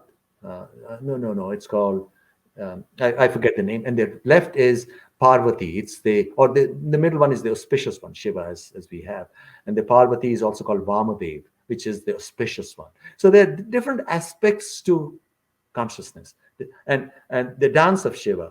Even thoughts, they arise, and then there is one side to it, which where you must go and tear down what you thought it was, to be reborn, right? That is the Rudra part, the Raudra part. And then ultimately, and then you have light. The fifth face of Shiva, you have four faces, and the fifth face of Shiva is Ishana, which is that of grace, which is where you connect to it in a vital way, in an epiphany, which is where that central idea of that creative thought comes to you from nowhere. That is through Ishan. So if we say that we are all Shivoham, does it mean that we also have these five aspects to Of ourselves? course, we are not Shiva all the time. We are Shiva only when we have done that effort. Mhm. Because normally we again become either Manavas, right? And we want to hold on. Manavas are enjoined to give dan, but they don't want to. As that amazing um, dialogue or story in Kathopanishad. In fact, my own journey, in many ways, it was that story in Kathopanishad. As in my teens, I came across it and it was electrifying. The story, as we know, is that there's a certain ritual being done, and Nachiketa is the boy, and the father is doing Vajashavas. He's doing this ritual. In the ritual, you have to give danam to the various participants. But all of us are also human. We are supposed to give dan, but we don't want to. So what do? We just go through the motions. We gave all the useless cows, right? He was supposed to give a certain number of cows to the people who had officiated at the ritual. So he's giving useless animals or old animals. So the boy says, he tells the father, he's so upset at his father because he loves his father. He looks up to him, as his ideal. He says, "Who are you going to give me to?" The father is upset, but he ignores him, as fathers must often do. Then he says it again. The father ignores him. The third time he says, "Who are you going to give me to?" He's mocking his father. So father says, "I give you to Yama. I give you to death." And then Nachiketa travels to Yama, and then there's the whole story. And Yama is the greatest teacher. Within us is also Yama. Yama, death, right? There is one form of Shiva, Mahakal. Kal is also death. We have space and time. Time is death. So the greatest teacher is Mahakal. You go to Ujjain, for example. That is Mahakaleshwar. Just imagine the extraordinary subtlety at so many different levels. One can go on for days and days to talk of all of these things. And what saddens me is that we have not created institutions in the last 75 years to communicate it to the entire generations. We have separated, excepting for some fortunate families where their parents or grandparents taught them. But you know who are the people who really know this knowledge intuitively the most in India, who kept India alive all these centuries, are our mothers and grandmothers. Truly, they may not know how to say it, but they truly have a sense of it. If India has been saved, it's been saved by our mothers and grandmothers. I truly believe in it. Right. So all of this knowledge, all of these traditions, they're dying out. And the thing is, what we see is, let's take yoga for instance. Yoga is a very ancient tradition. Now it's being appropriated in the West right now, and it's being transmuted in all kinds of strange forms. We have drunk yoga and hot yoga and goat yoga, God knows what. Why doesn't India create institutions like, for instance, let's take the martial art of kung fu. The authority on what is and what is not kung fu is the Shaolin Temple in China. So why can't India have a yoga standards institute or something like that?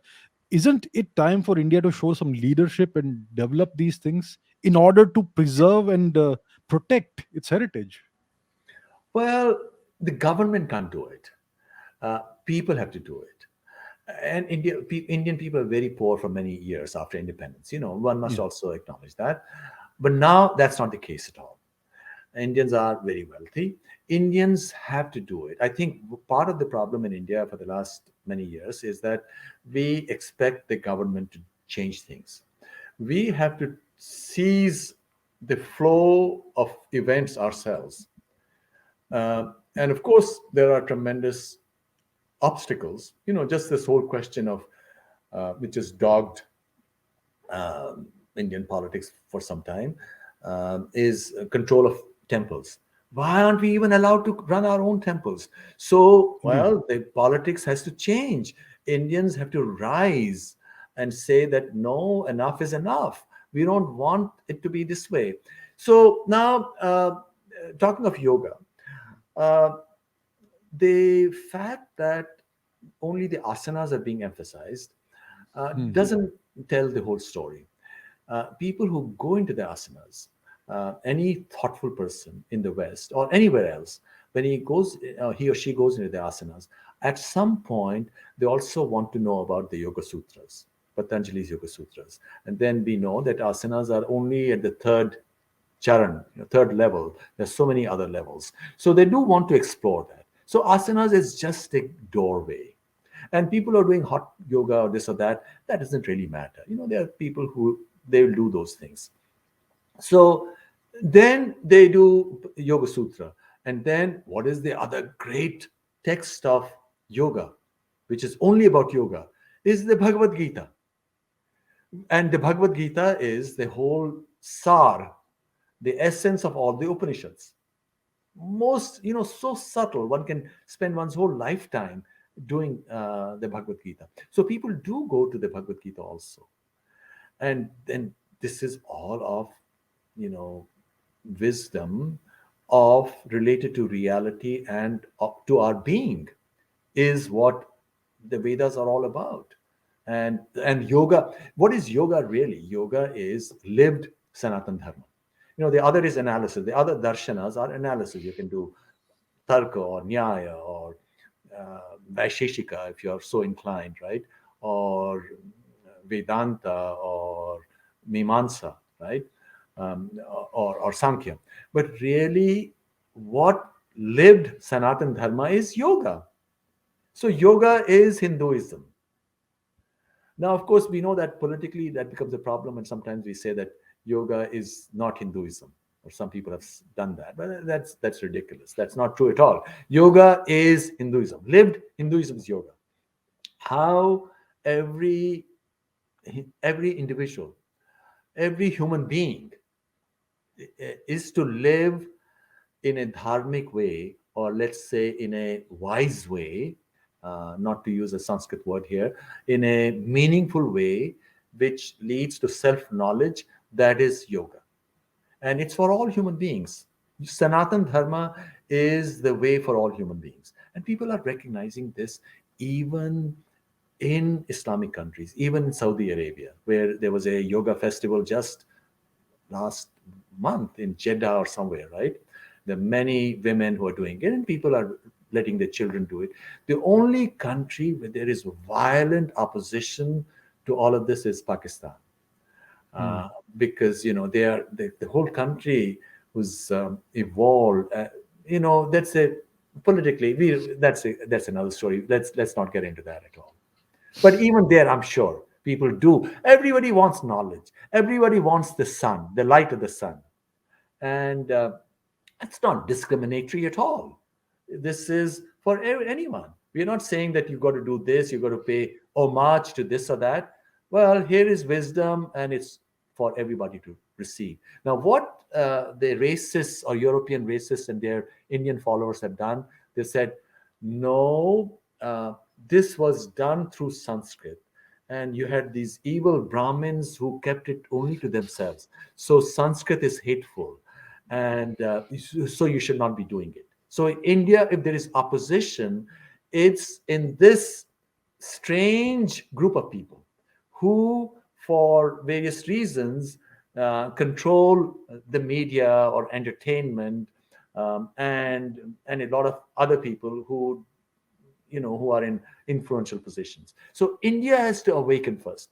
If India awakens, and that process is underway, one can see the rest of the world is truly looking up to India, because you have this whole tradition. They know it. Now, everybody in every country, any thoughtful person does make an attempt to find out what it is. And a lot of people in the West know about the Upanishads. Almost everybody in American schools is at least told about Upanishads. So there's also a lot of negative stuff controlled by the left in the academia, but people have learned, especially because there is also more, you know, authoritative presentations of this coming through the social media, etc. So people do. Any thoughtful person does make an attempt to find out what the facts are. So people do want the truth, and this is what it is. Atman, in a word, it's this knowledge of the Atman. Atma Vidya is what Veda is, and uh, uh, having learned about the sharir, the body, uh, and found that, well, we really have no control. Pandemic has terrified people so much. There are some people who have not even left their home for 2 years because they're holding on to their body as if the body was forever. This Atma Vidya gives you comfort. It tells you that, look, you are actually immortal. That's what the Veda is in one word. Every human being is immortal. The inner self is immortal. And so don't be afraid. The body is just, a dress that you wear, as Krishna says. And we are all equal. Every human being is equal. All this nonsense that people are told in Indian textbooks about this caste and that caste, or this jati or that jati, everybody is equal. Everybody is equal. So you said that yoga is lived dharma, lived Sanatan dharma, but there are lots of different paths in yoga. There is Raja yoga, there's Kriya yoga, there's Bhakti yoga, there's various other forms. So what do these paths? What directions do these paths take you on, and which one is the best out of all of these? That How depends does on one your. how does one decide that? They're all equal. That depends on your temperament. They're all different paths to the same inner journey, to the inner sun. The same, there are different paths, which is what Krishna says. You can use one path, Raja Yoga, Karma Yoga, Bhakti Yoga, this or that. So depending on your temperament, and our temperaments are different, as we know. Anybody who's got siblings, they will realize that even though they were probably brought up the same way by their parents, but siblings turn out to be very different. Maybe sometimes not, but often they're very, very different. So we do come, our Sukshma Sharir, Karan Sharir that we come up with. And then, So, depending upon what our temperament is, we do one or the other, and that's perfectly fine. That's what gives variety and beauty, and that makes it chitra. The wonderful forms society takes, right? Because if everybody was the same, then things would be boring. So this is the part of the leela of reality, and so all paths are the same. So it's not that uh, the sat that we are talking about, ekam sat, vipra bahuda vadanti, right? And these are different paths.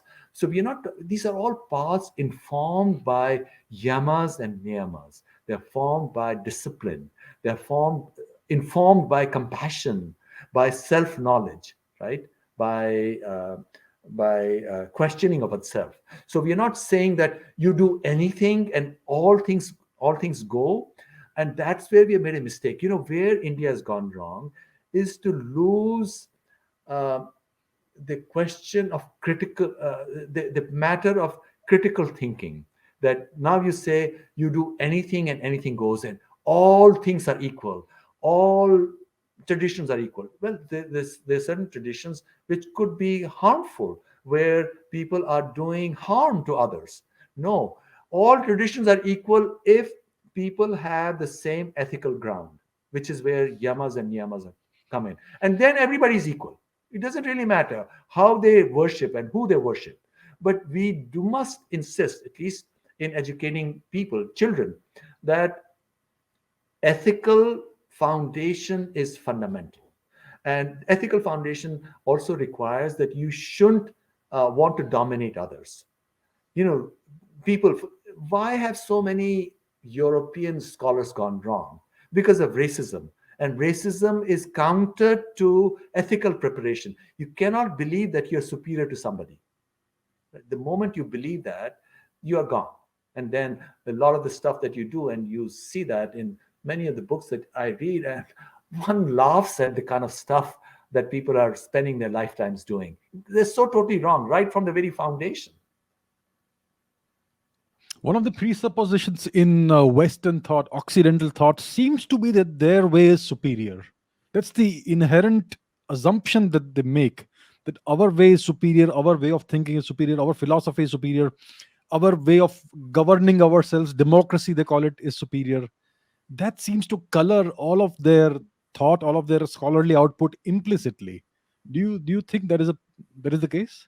Well, a lot of Western thought related to society is governed by Aristotelian logic or materialistic logic, right?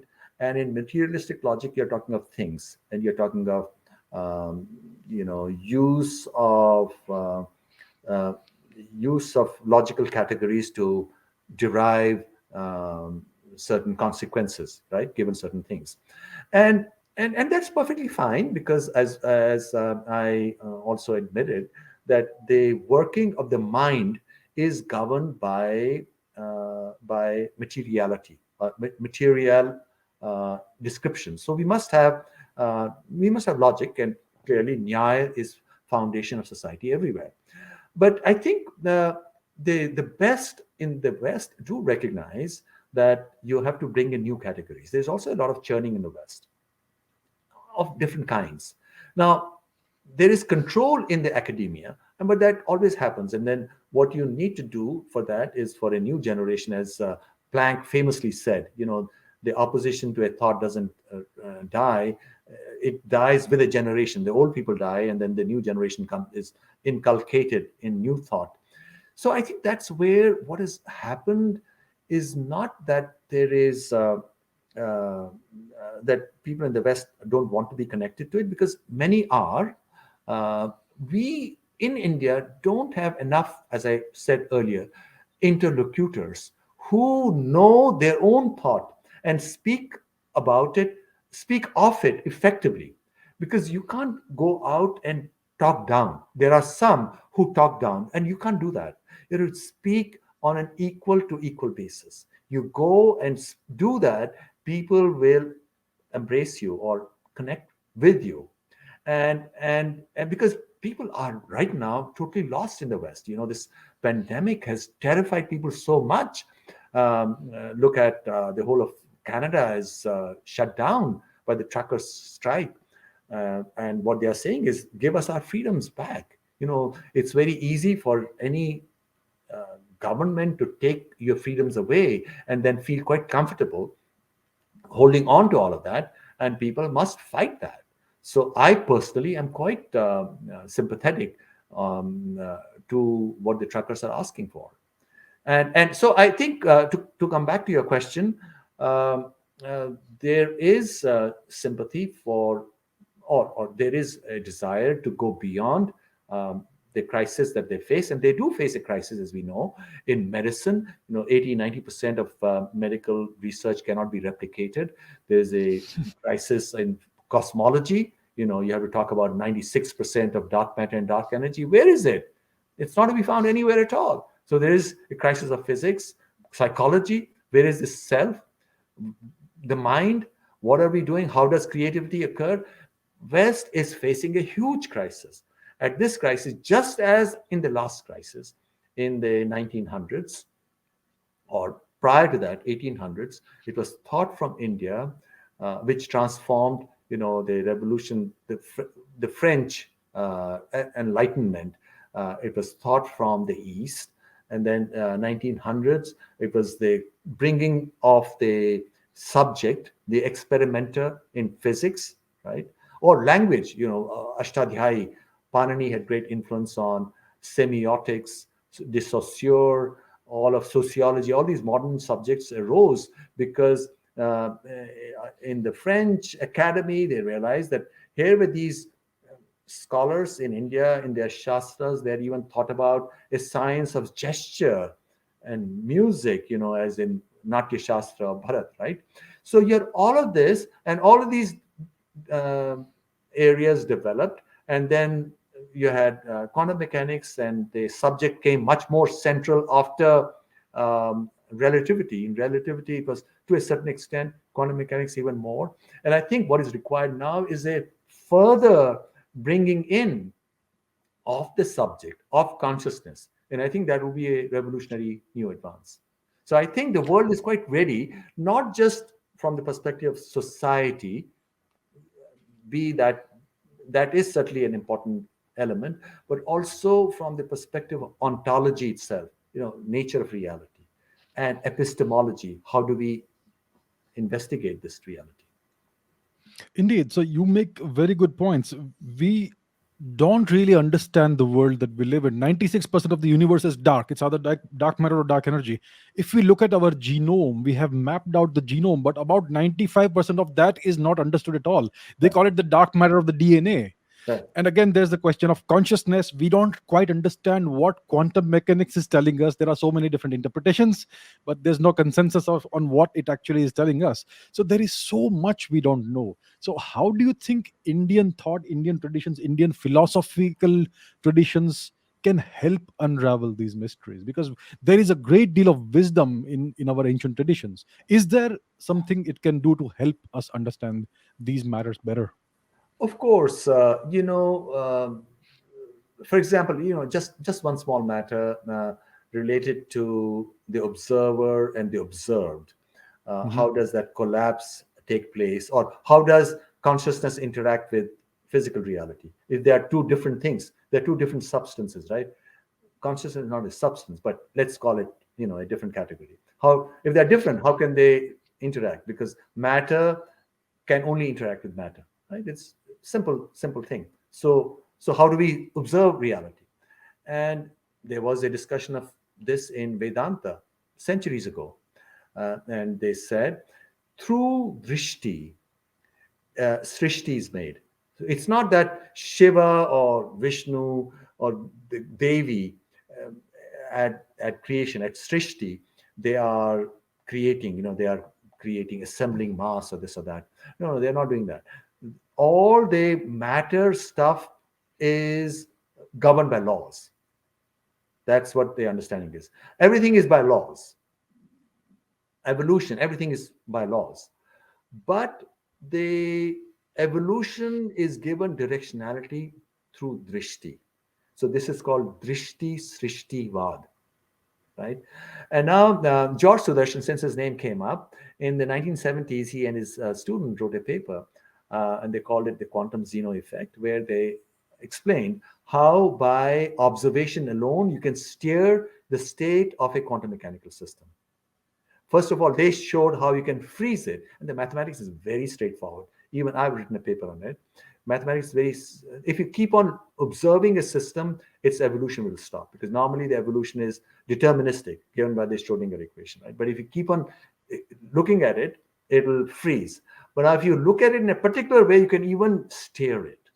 So that is Rishi Srishtivad.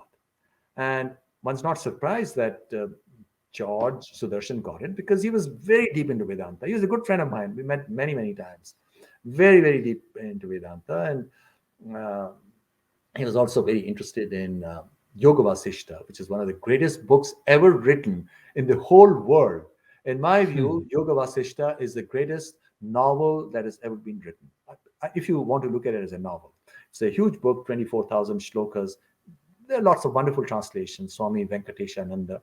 You can view it as a novel, but you can also view it as the uh, deepest description or discussion of Vedanta, the deepest in terms of stories. So it's through stories, because the whole idea in Indian aesthetics is that don't teach down. A lot of Western education is teaching down, and people tune out because they're bored. You're being told this or that, and then this course is over, and you've forgotten what you've been told. In the Indian aesthetics or Indian shiksha, you are taught indirectly through dhvani, through arts, through the 64 colors, through dance, through performance. And this is why Indian knowledge, Indian understanding, deepest understanding has been preserved by women because they were into kala. Because the men were generally, you know, women are smarter than men, as you and I know. Men were doing things, they had to work out, um, they had a boss or somebody working, they were working for, they had to make money. But it's the women who were really thinking deeply about all of these things, and they preserved it, and that's how it's come to us. But in any event, drishti, through drishti, indirectly, they taught us, the children, indirectly, not necessarily this is a theory, this is what Vedanta says, this is what yoga says, through their action, through the way these stories were told. Yoga Vasishta or even Mahabharata, Ramayana, these are all stories, right? And through these stories, the resonance, the deep understanding is communicated. Because when you're listening to a story, you're open. When a teacher gives you a mathematical theorem, your mind is closed because then it is something oppressive. So the method of education was fantastic. And if nothing, what we should do is to tell people about Yoga Vasishta and just read it. It's a story. Read it as a story.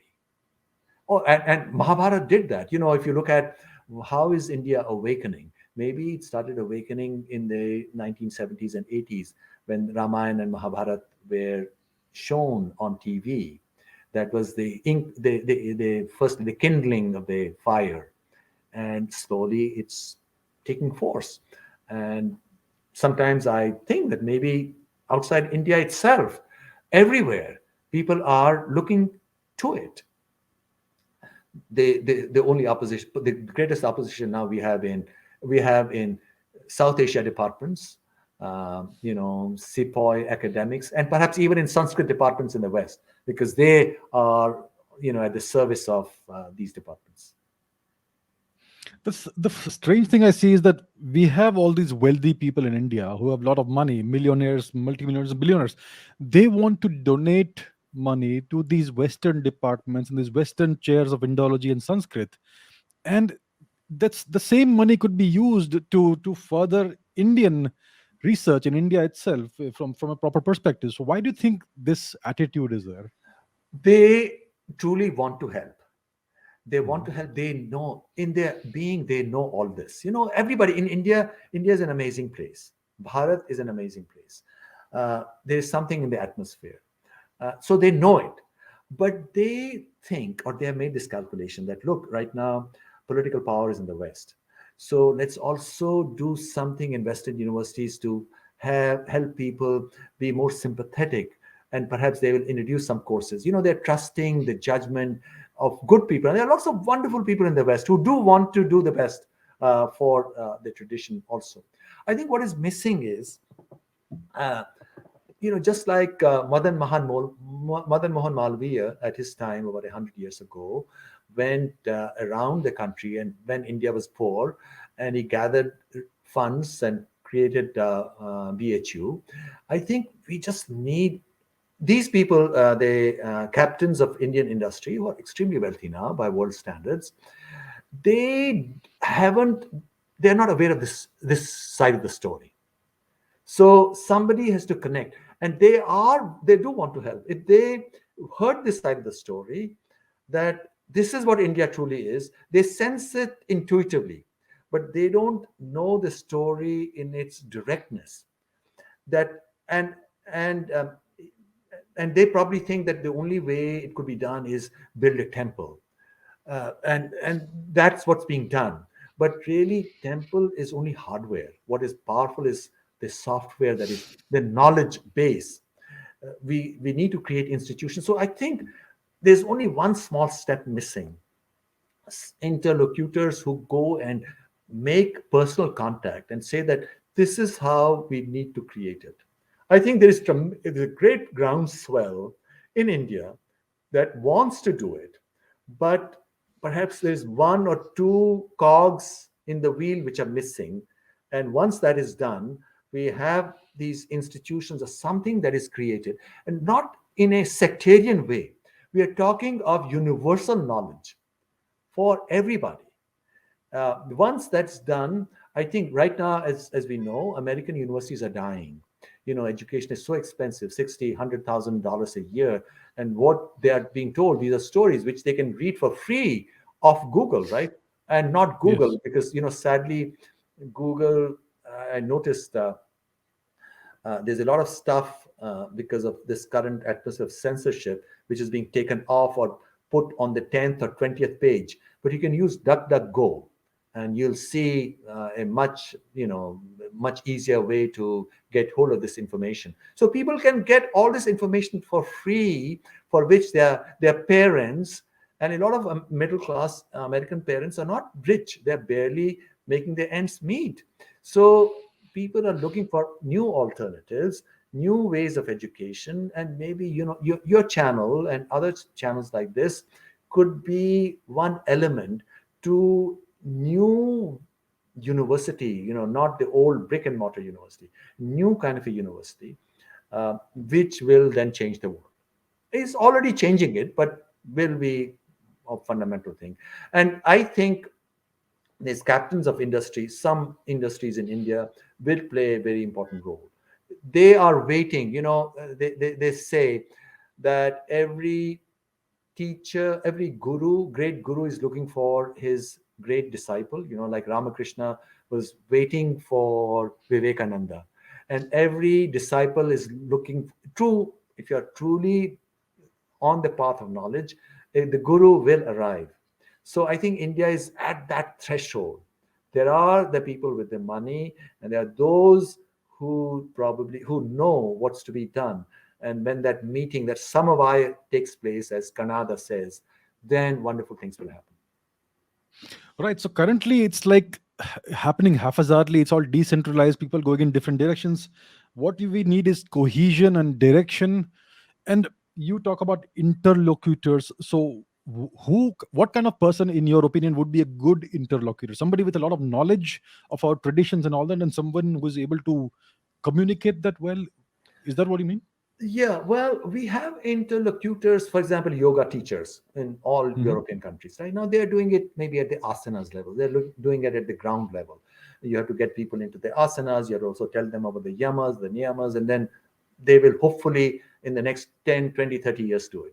But no, I think what you're talking about is, or we are talking about, is interlocutors who are who are able to make a fundamental change because India needs uh, changing, the next generation. Why are we not telling them all this good news about their own past?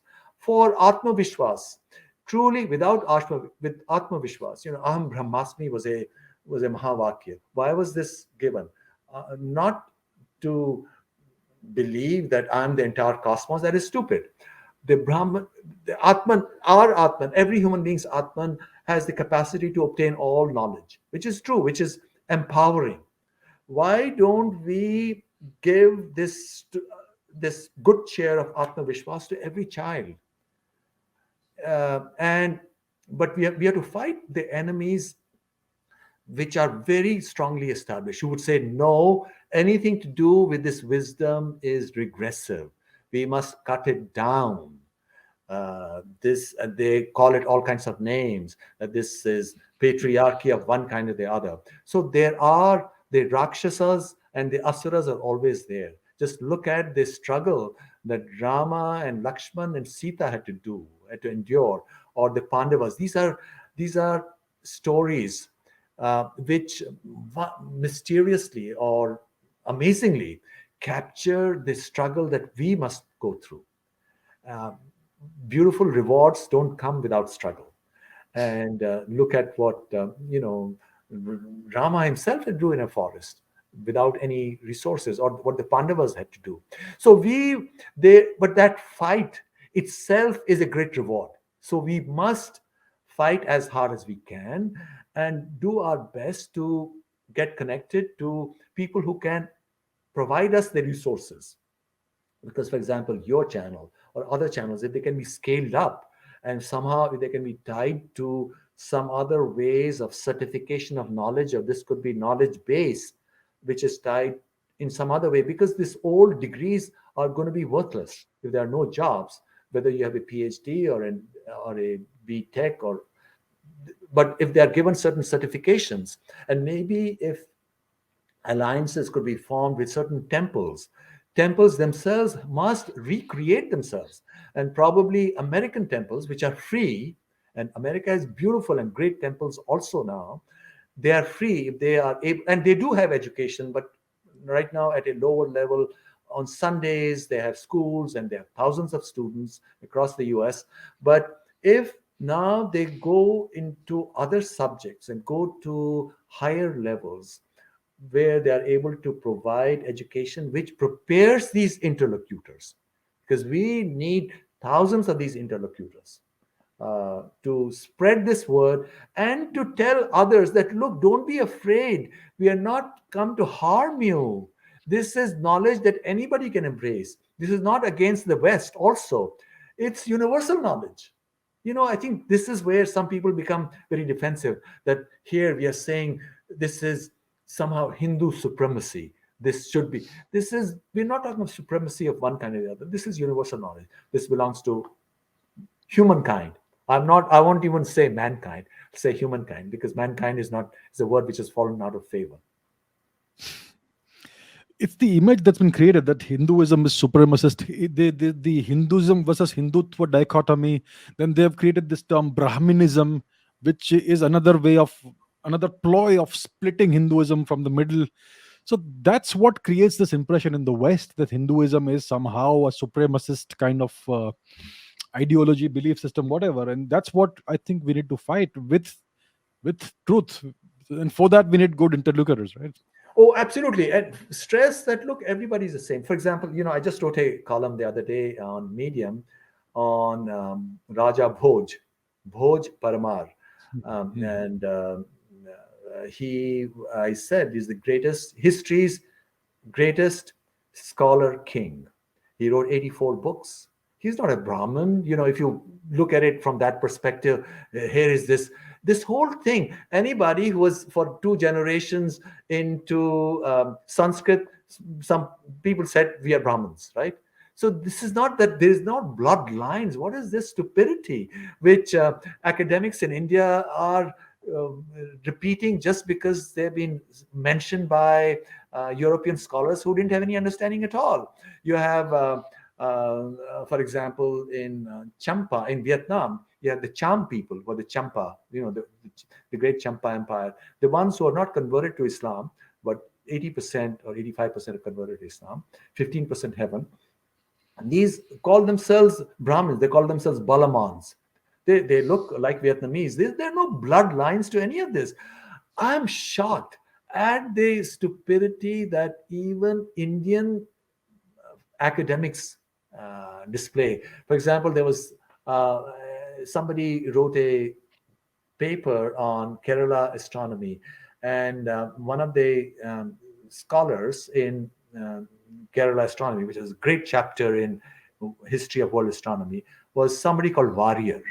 Now, Warrior is not formally a Brahmin. So they said, this guy wrote, this is the first example of a non Brahmin doing this kind of work.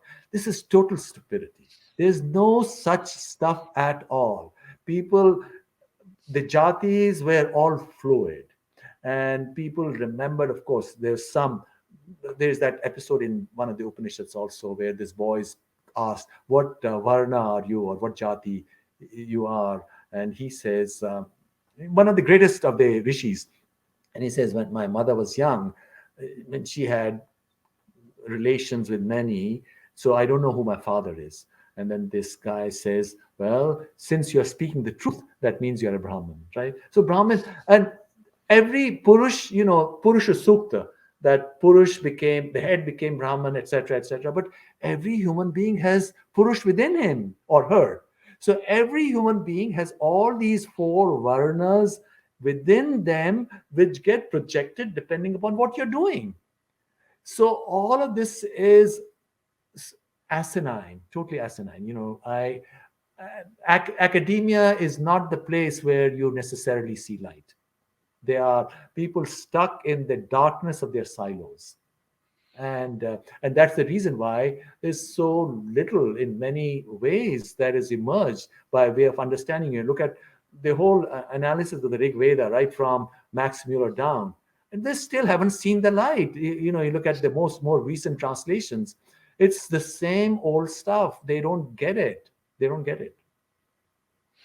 So what's happening is that academia, there is a certain kind of stranglehold on academia. It's always left oriented, Marxism oriented, and they have a certain way of looking or interpreting and portraying our traditions.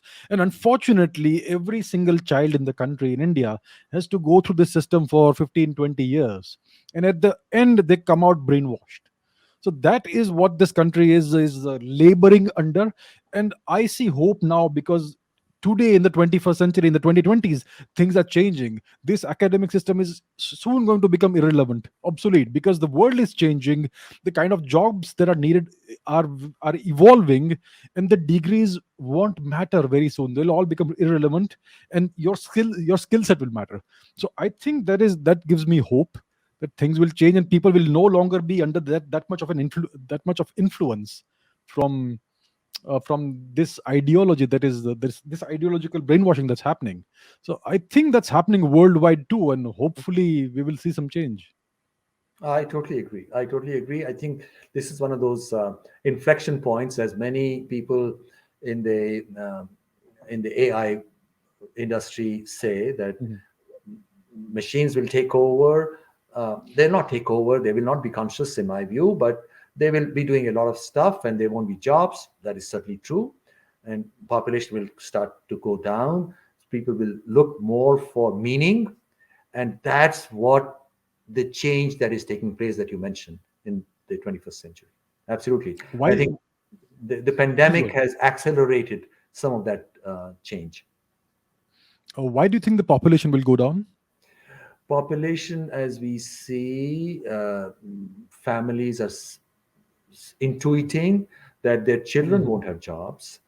I Mhm. see so many people in their 30s and 40s. people who are even married, they don't have children, or maybe at most have one or two. This will, as jobs disappear, and as there is more of connectivity, entertainment, for a variety of reasons, there are no jobs. Societies, how will they support their children? And right now they're sending, let's say, from Middle East, a lot of people are going to Europe, but in Europe itself, to raise a child itself is so expensive. I can tell you about the US. A nanny, because help is so expensive, nanny could make easily $70,000 a year, when a English professor can makes at a college probably makes only 50 or 60K, $60,000. So I see. to raise children is getting expensive. So all these practical considerations, I think, and I believe there was a story the other day that India has now just reached uh, the fertility rate has dropped, that it's now at replacement level. It will still keep on going up for maybe 20, 30 years, but then it'll start declining. And in many other countries like Japan, it's declining. Eastern Europe is declining very rapidly. Russia, China, US is only the immigration, and Europe is also declining. The native Europeans are declining in every country. And the immigrants also will, maybe after one generation, their fertility will also go down, because then in many ways, they may hold on to certain cultural practices from their native lands, but in many other ways, they'll also adopt European ways. So AI, you say, will not become conscious, but it could still have a very powerful effect on society, because it's going to be a force multiplier like any other tool. It's going to empower the people who control it. Do you see AI as a long-term bad thing, as a harmful thing for humanity? I totally agree with you. AI machines will not be conscious, but they will be everywhere. Because most of what humans do is procedure related, and whatever is procedure related, like clerks do, or even teaching, you don't need professors at every place. You can have, using technology. There's a force multiplication, right? Scale multiplication. So, or cars will be self-driven, or to a great extent, or and everywhere.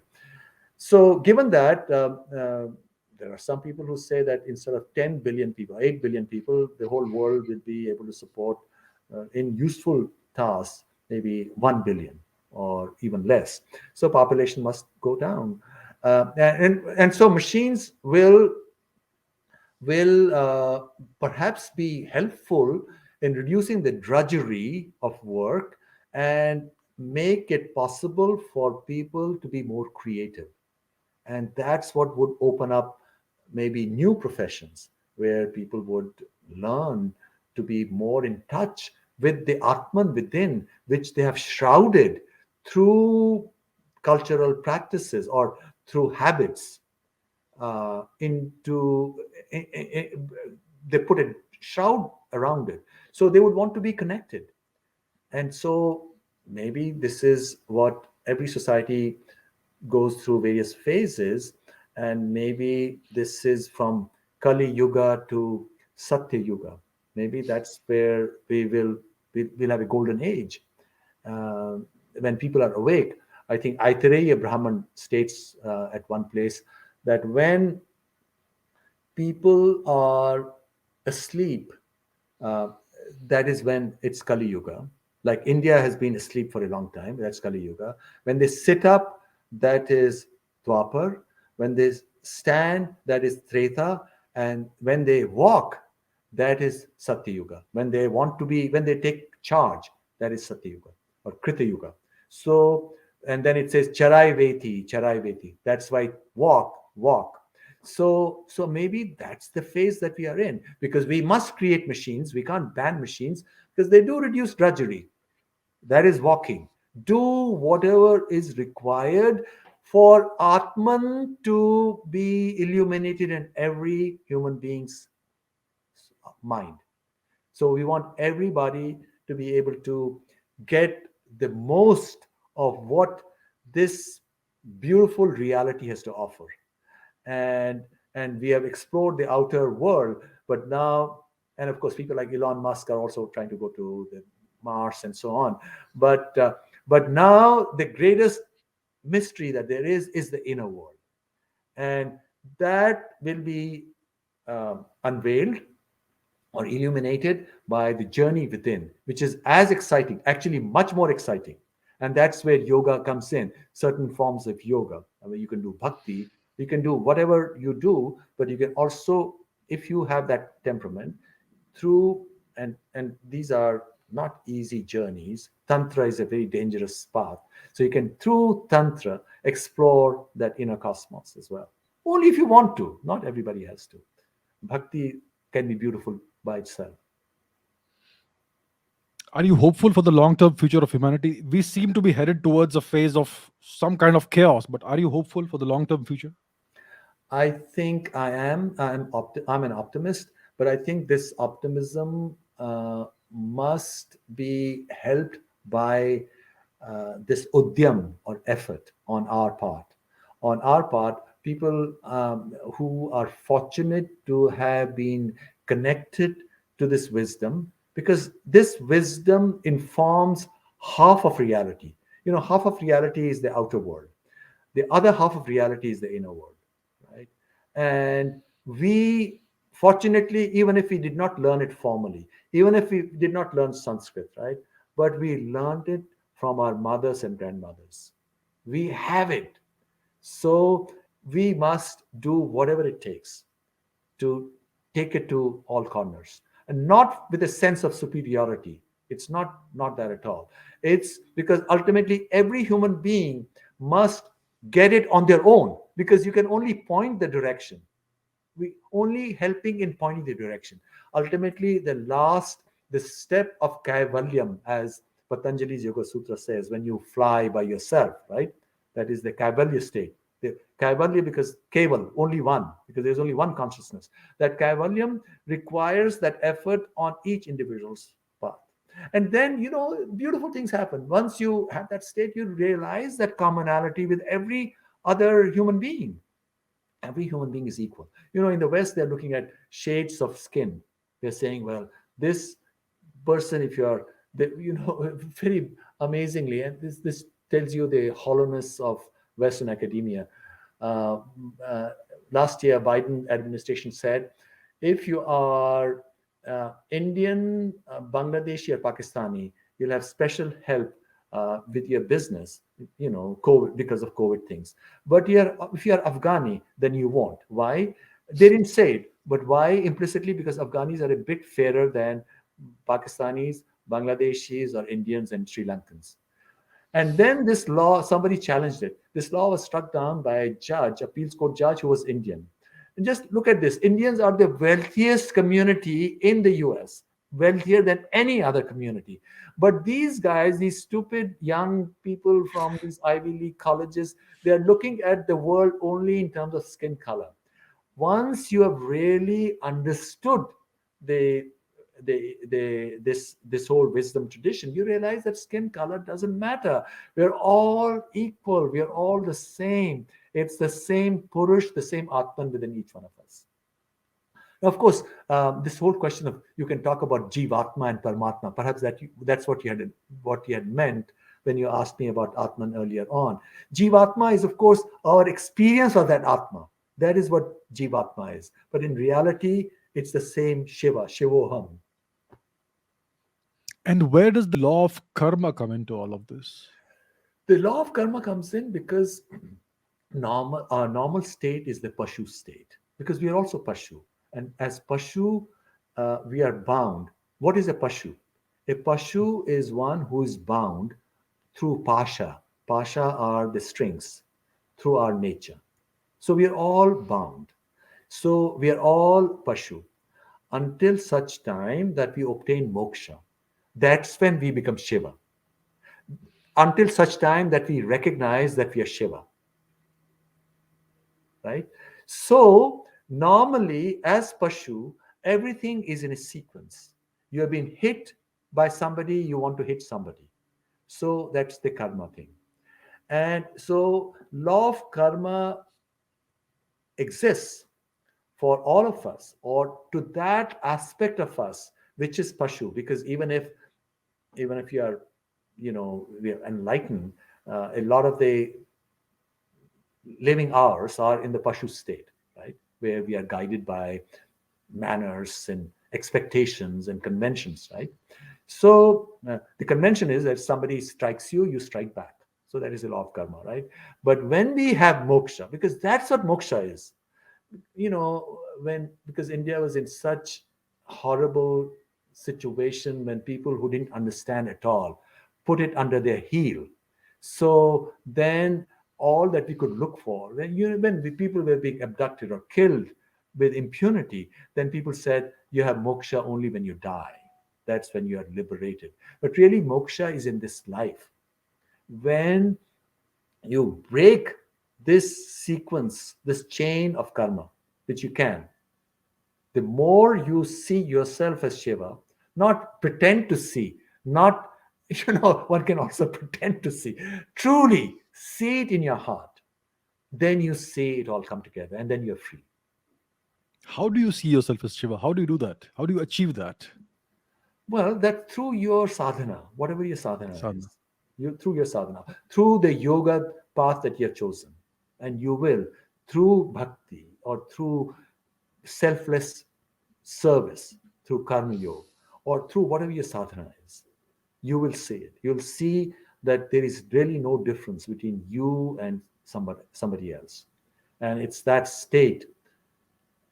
And then, as in Yoga Sutra, then you get all those siddhis.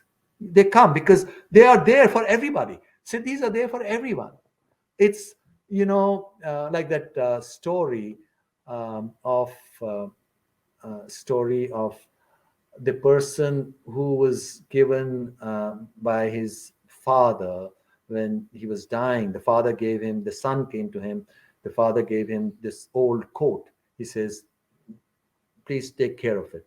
And the father passed away. The son looked at his coat and he was disgusted. He says, this is so old. But he gave two coats to one son and the other son.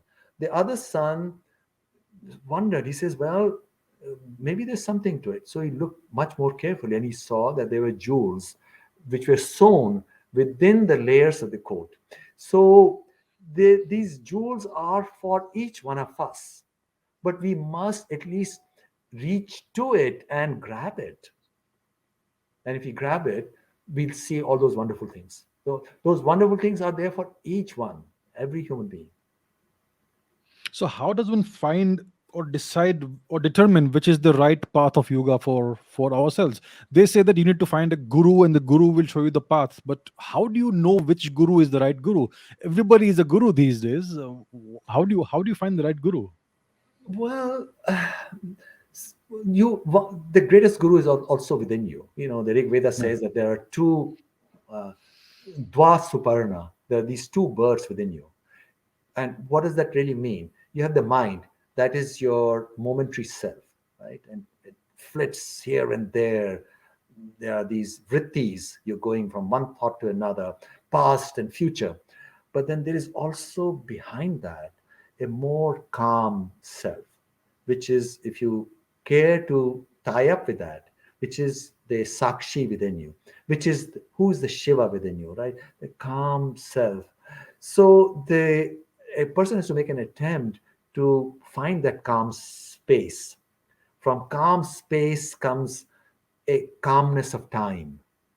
That is what dhyan is. That is one. Now, of course, you got to do some udyam, and there are different things available at different places. For example, when I was growing up in Kashmir.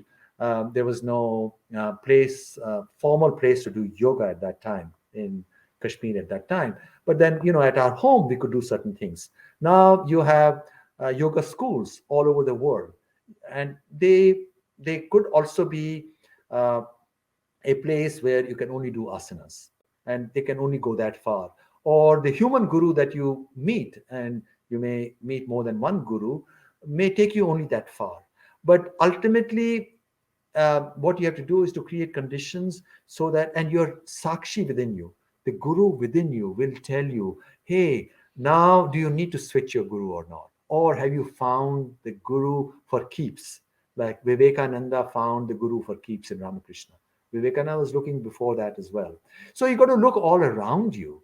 And, sometimes through yatra. Why was yatra valued?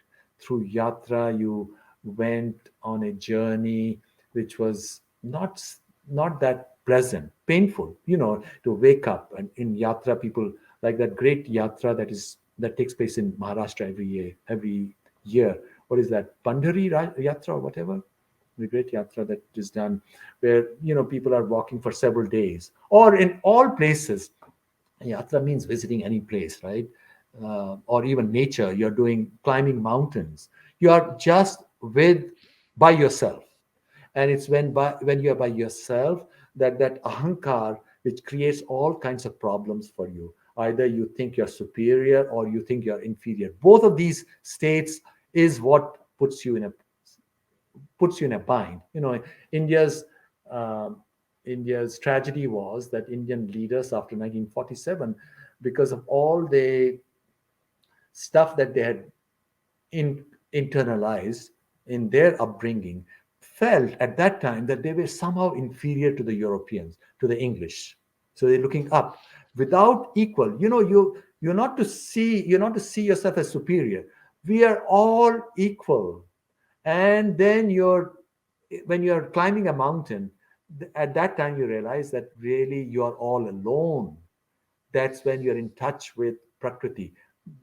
Prakriti is your greatest teacher, right?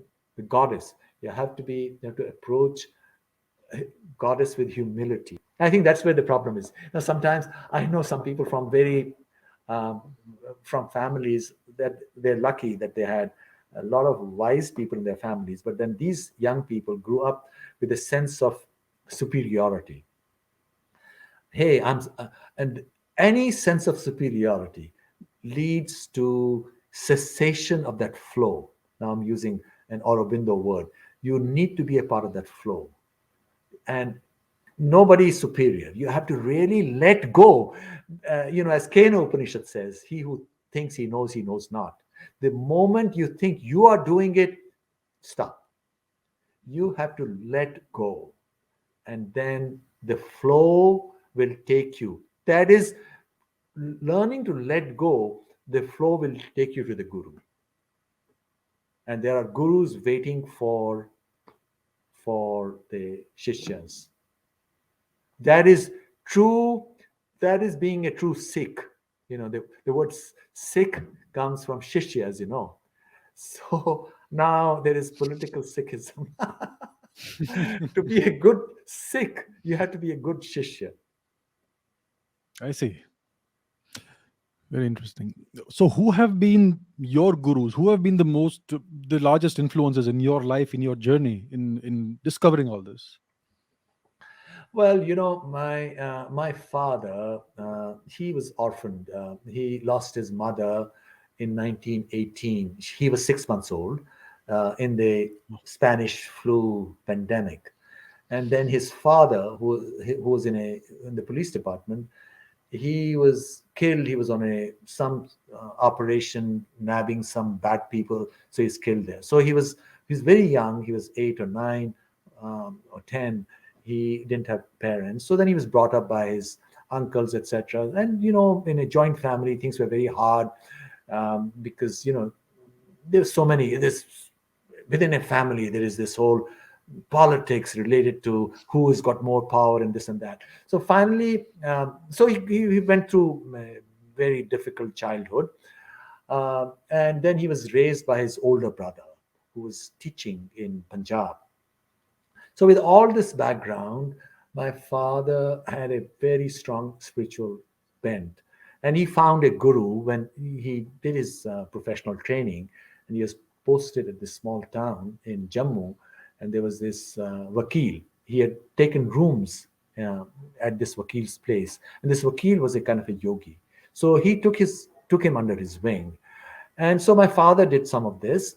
And then at the end of this 2 years, my father really wanted to become a sadhu or whatever, the yogi or whatever. But then this vakil, his guru, told him that no, no, go ahead, get married, have children, and this and that. So my father had that experience. So in many ways, my father was my guru. So it's not that I actually went out and sought a guru, but then through my own sadhana and through and I met a lot of famous gurus also, and they're friends like the great Gopi Krishna or Swami Rama from Honesdale, and many others. But they've been like friends, or even Dayanand Saraswati, who was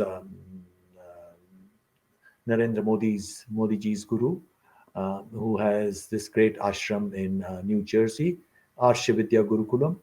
So and then actually, okay, so my father, as a guru, I can only name him because I haven't taken diksha from anybody, but I've I done see. my sadhana in many different ways.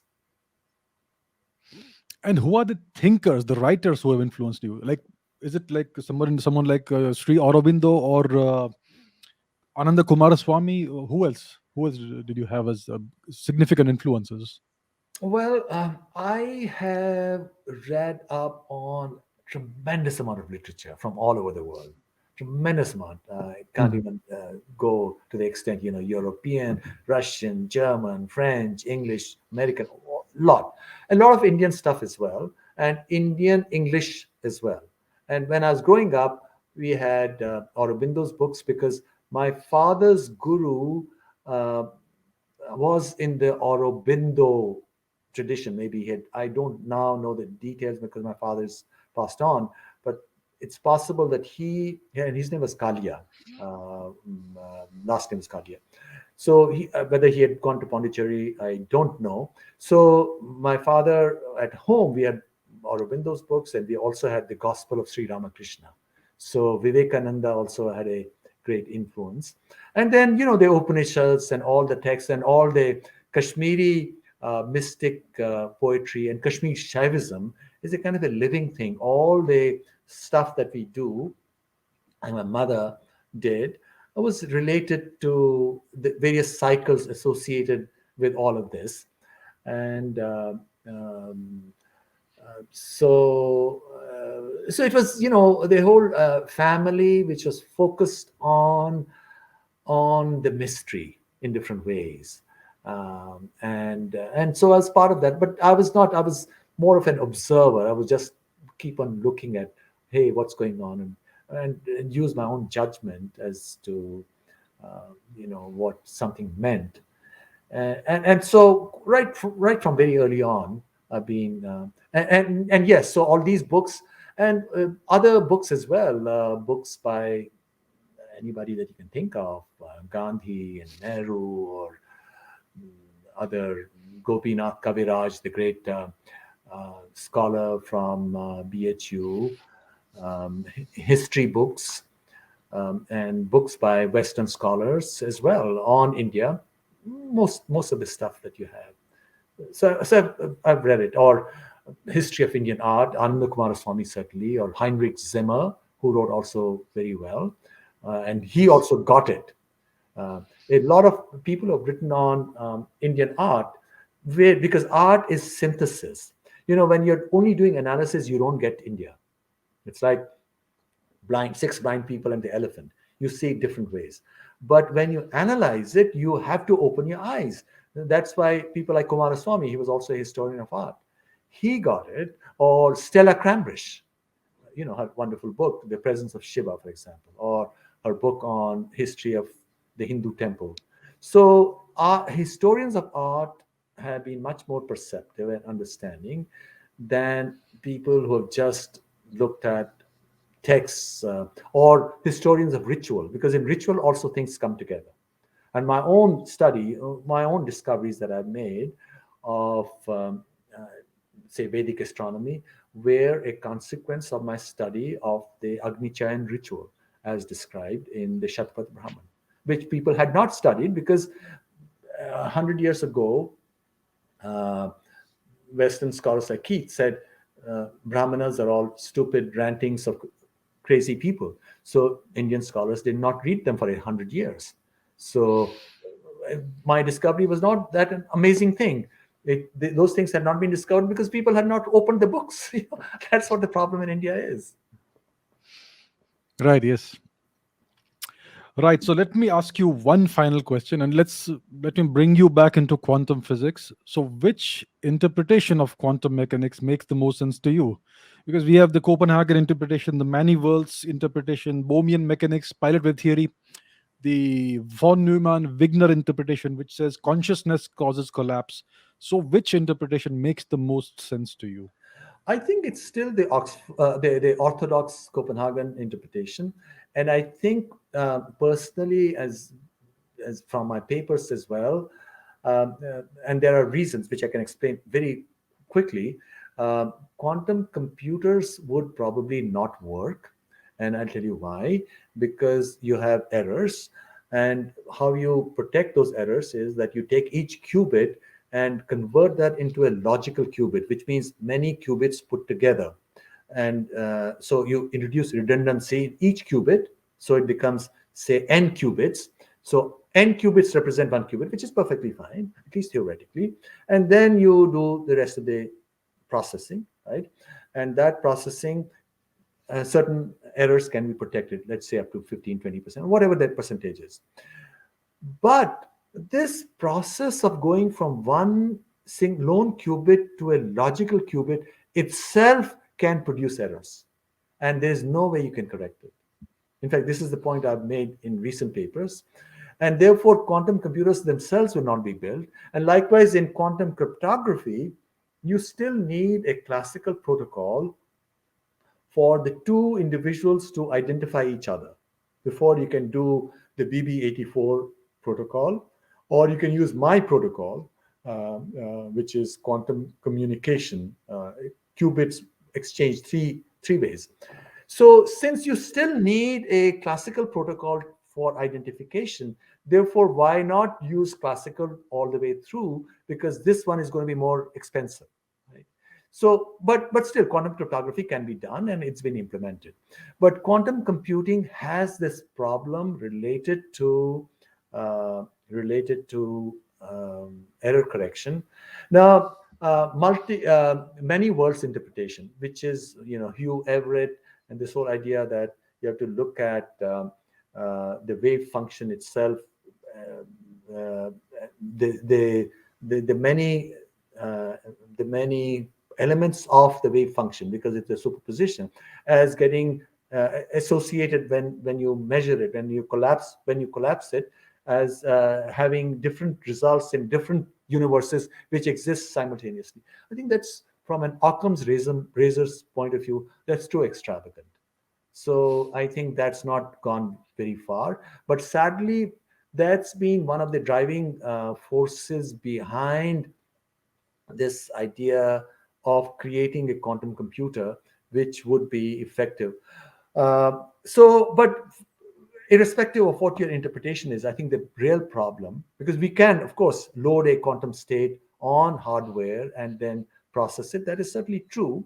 But the problem of errors coming in at the very first stage, where you're going from a qubit to a logical qubit, cannot be solved, and therefore they will not be effective. Maybe you can do some toy stuff on that.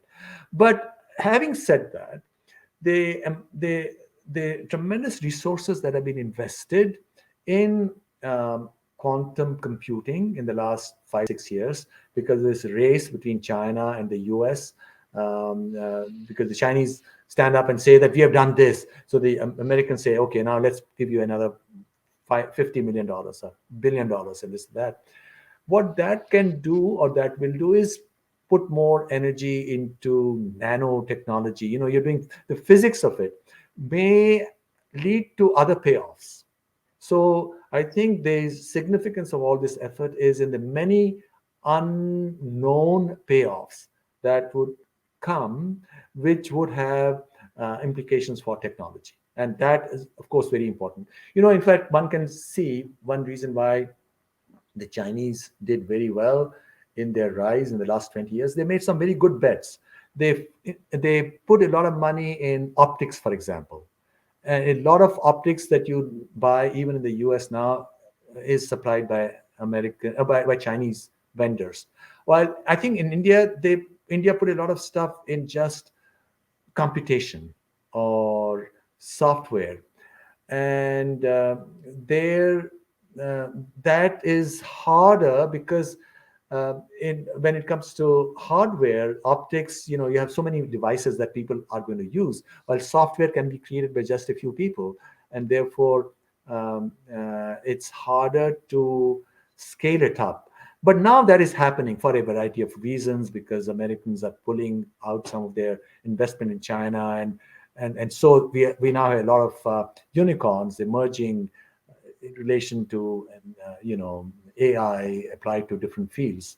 So maybe we had to be more patient in the payoff that India has gotten. But certainly, all this will have an impact one way or the other. Not quantum computers by themselves, but the many different ways that technology would have gained from the investments. Yes, technologies have so many spin-offs. For Oh, yeah. instance, the space race, it produced so many spin-offs, and we are using all those technologies in our daily lives today. So Right. certainly, that's always going to have all these downstream effects. That's going to change society in a variety of ways. Right. Let's end the conversation here. Thank you so much for a fascinating conversation. It went in all different directions. Thank you very much. A real pleasure to talk to you, sir. Thank you, Abhijit. Really enjoyed it.